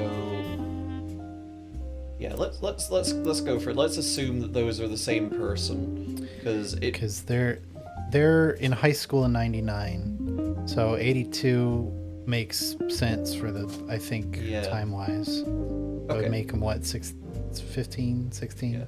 Let's 17? lock in Susan Ford, teacher, well, principal at this point. Oh, yep, there we go. And that means I think you're right. I think she married a student at the school, not her student. Because she mentioned something about going there to learn sign language to help communicate with her husband-to-be. Yeah. Okay. Oh, we got a knock at the door. Oh boy. Sam reached out to me finally. I think I have you to thank for that one. My family's in a bit of a rough patch. Even though the candy is selling better than ever, everyone is fighting over the trust. The majority of us want to dissolve it. On paper, it seems like the right decision. The arguments about what to do next are endless and heated. More than a few Roottrees are worried about losing their wealth. I don't think we deserve it more than anyone else. I love my family, my wife, my daughters, even my son, who I hardly ever get to see. I want to keep them safe and secure, but I didn't do anything to deserve this fortune. Hell, I probably deserve it less than most. It took me way too long to get my life together. Meatballs. Okay, enough about me. Why didn't Here's he the say deal. that? I Weird. can't stop the No. majority from voting one way or another. If you keep passing along potential Roottrees, I'll keep adding them to the list. On the other hand, there's been some leaps forward in genetics. It may sound like science fiction, but we can actually determine who's in the family just by testing their DNA. What you've done so far has been very useful. Just keep filling out the tree and we'll prepare for the tests. Okay, man. Okay, so... where were we with this? That would be Thomas Hughes. Yeah. Doing it again.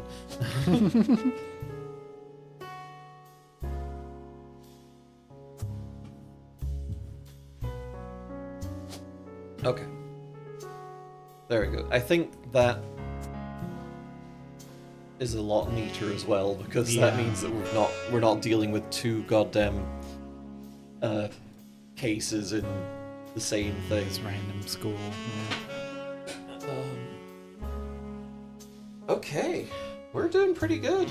We've got 12 out of 20. Let's try and lock in a couple more. So,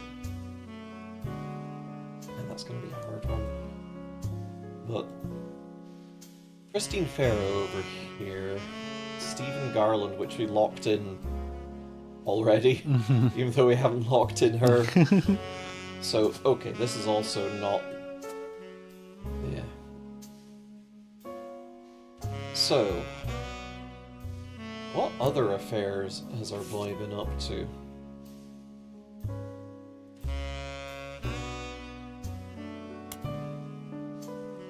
There was like a Beth Knox. I think there was an Elizabeth that was getting mentioned at some point earlier on.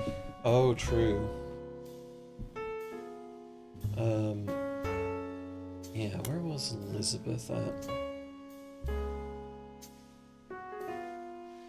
So this is before Guy takes over. Yeah, Guy replaces Zach. Let's see well, what's that- up with Rafferty takes- just in case. Beth Knox out of the running for infidelity. Really? Okay. Well, she had her 50-year anniversary, employment anniversary thing, like the year after he showed up, so she probably postmenopausal, I would imagine. So a photo of Clark on it no longer exists. It redirects for a telephone number called 1010-250, which frustratingly keeps popping up adverts in new windows every few seconds. I managed to close them, but it sure is annoying. 1010-250 is apparently a phone number you can dial before making a long-distance call to receive a discount from the telephone company. The past few months you've been inundated with ads for it and other services like it. This includes TV spots starring celebrities, radio commercials with parodies of popular songs, and banner ads for it on many different websites.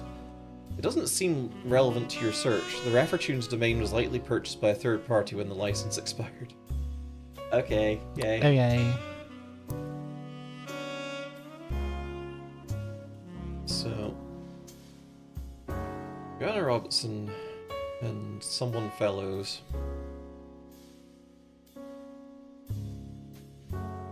Maybe you'll be able to figure out David's dad's name by going over the music evidence again.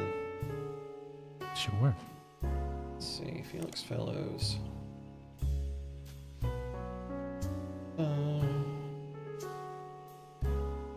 Other Guy Hudson, Miracle Root Tree, blah blah blah.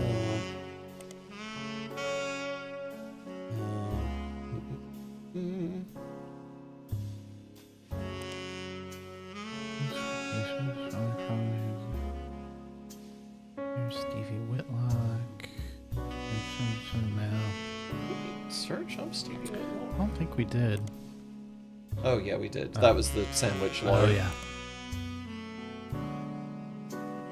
The sandwich lawyer. Dirty Davy? Wondering if it was going to say something like he was named after his father. Yeah.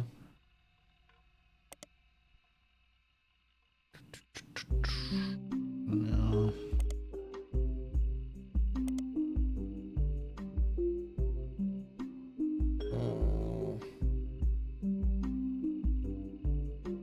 Like, there's no way that...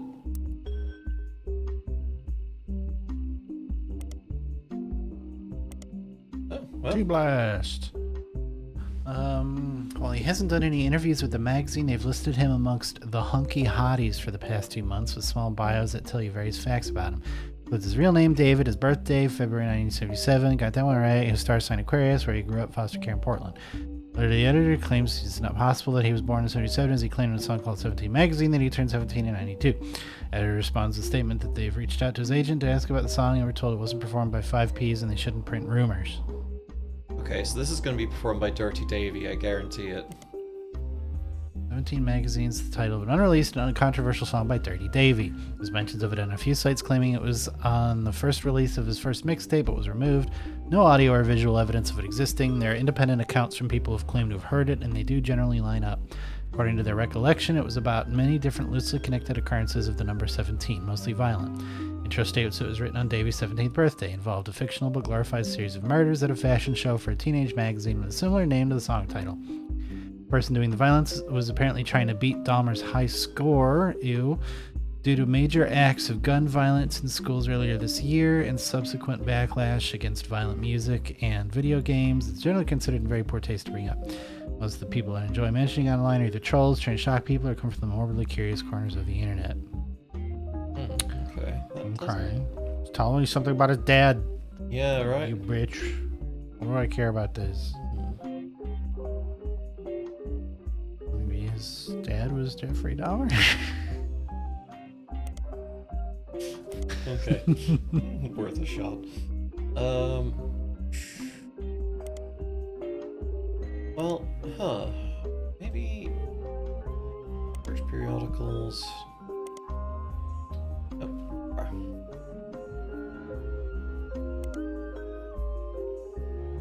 Teen Blast? I feel like that's just gonna... No?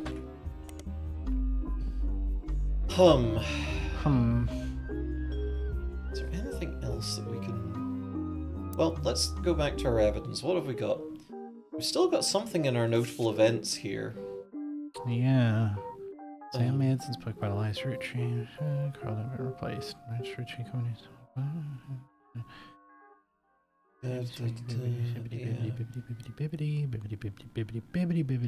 Well, you know what? We've not searched up Sam Mansden. That's true. Recently. Released in early '99, perhaps assisted by the still relatively recent plane crash, shot to the top of the charts. Reviews are mixed. Its time on the bestsellers list was limited to only 2 months. Most reviewers agreed that the core of the book about Samantha's fathers and the struggles they faced was compelling, and that the takedown of the hypocrisy of the Elias Roottrees was deserved. However, coverage was released, so the book too addictive. Followed, oh my god, from the book led to the Roottrees company scrambling to release a statement, and due to a conflict of leadership, famously released multiple conflicting official statements over 3 days. Using move as reference to popular culture due to a late-night sketch about the indecisionators, but more traditionally lists recall the Roottrees Rift. A few months later, due to Roottreemania, the book re-entered the charts and sold even better than the first time. Indecisionitis was a disease coined by a popular sketch show as part of a fake pharmaceutical advertisement for Jit Together. While the segment isn't fully about the Roottrees Candy Company, it was released in the weeks after their bizarre response to the release of 6 Pieces by Sam Madsen and references the recent news. In the sketch, a woman ordered a number 5 at a drive-thru speaker, then pulling forward, she changed her mind at the window, asking to switch to a number 3. This caused a lengthy backup and annoyance amongst the restaurant employees and other patrons. After she pulled away, as the employees began helping other customers, the same woman then barged into the restaurant and passed the current line, loudly complaining that she didn't receive her number 5. After this, the sketch transitioned from the restaurant scene into a pharmaceutical commercial. A doctor claims that the woman was suffering from indecisionitis, a disease that causes extreme confusion and irritability, and has recently been found to severely hinder the leaders of large corporations but could also spread to humans. The doctor then recommends JIT Together, a fake pharmaceutical drug. Multiple testimonials use variations of the catchphrase, "When I can't make my tough decisions, I've got to get my JIT together." The final testimonial included a bald man in silhouette with a voice changer saying, "I'm not comfortable sharing who I am, but I am comfortable saying that before I took over my family's candy company, I really should have gotten my JIT together." Okay. Awesome. Not super helpful, though. Not really. Love reading a summary of a Yes! Saturday Night Live skit. It's almost... It is still funnier than Saturday Night Live, but That's still... true.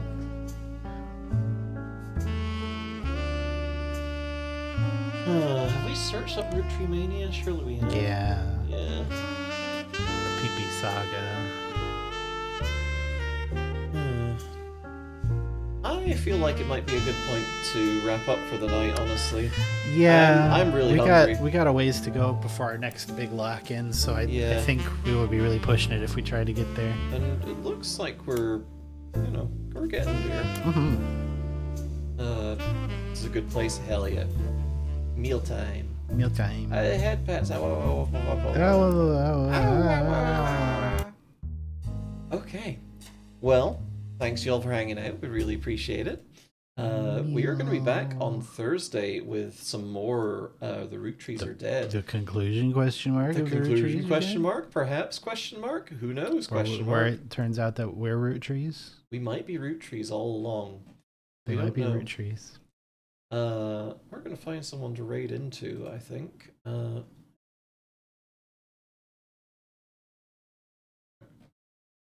Okay.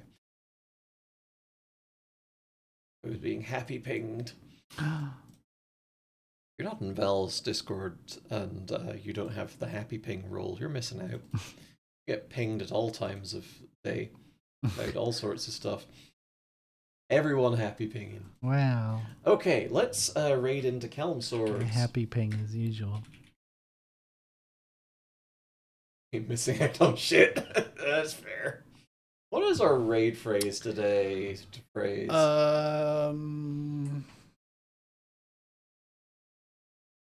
You know what? Opa Roottrees style. Fuck it. Fair enough. Are there any other Roottrees I should know about? Oh, actually, that's really strong as well. You know what? Yep, sorry. Opa Roottree style has been dethroned. Are there any other Roottrees I should know about?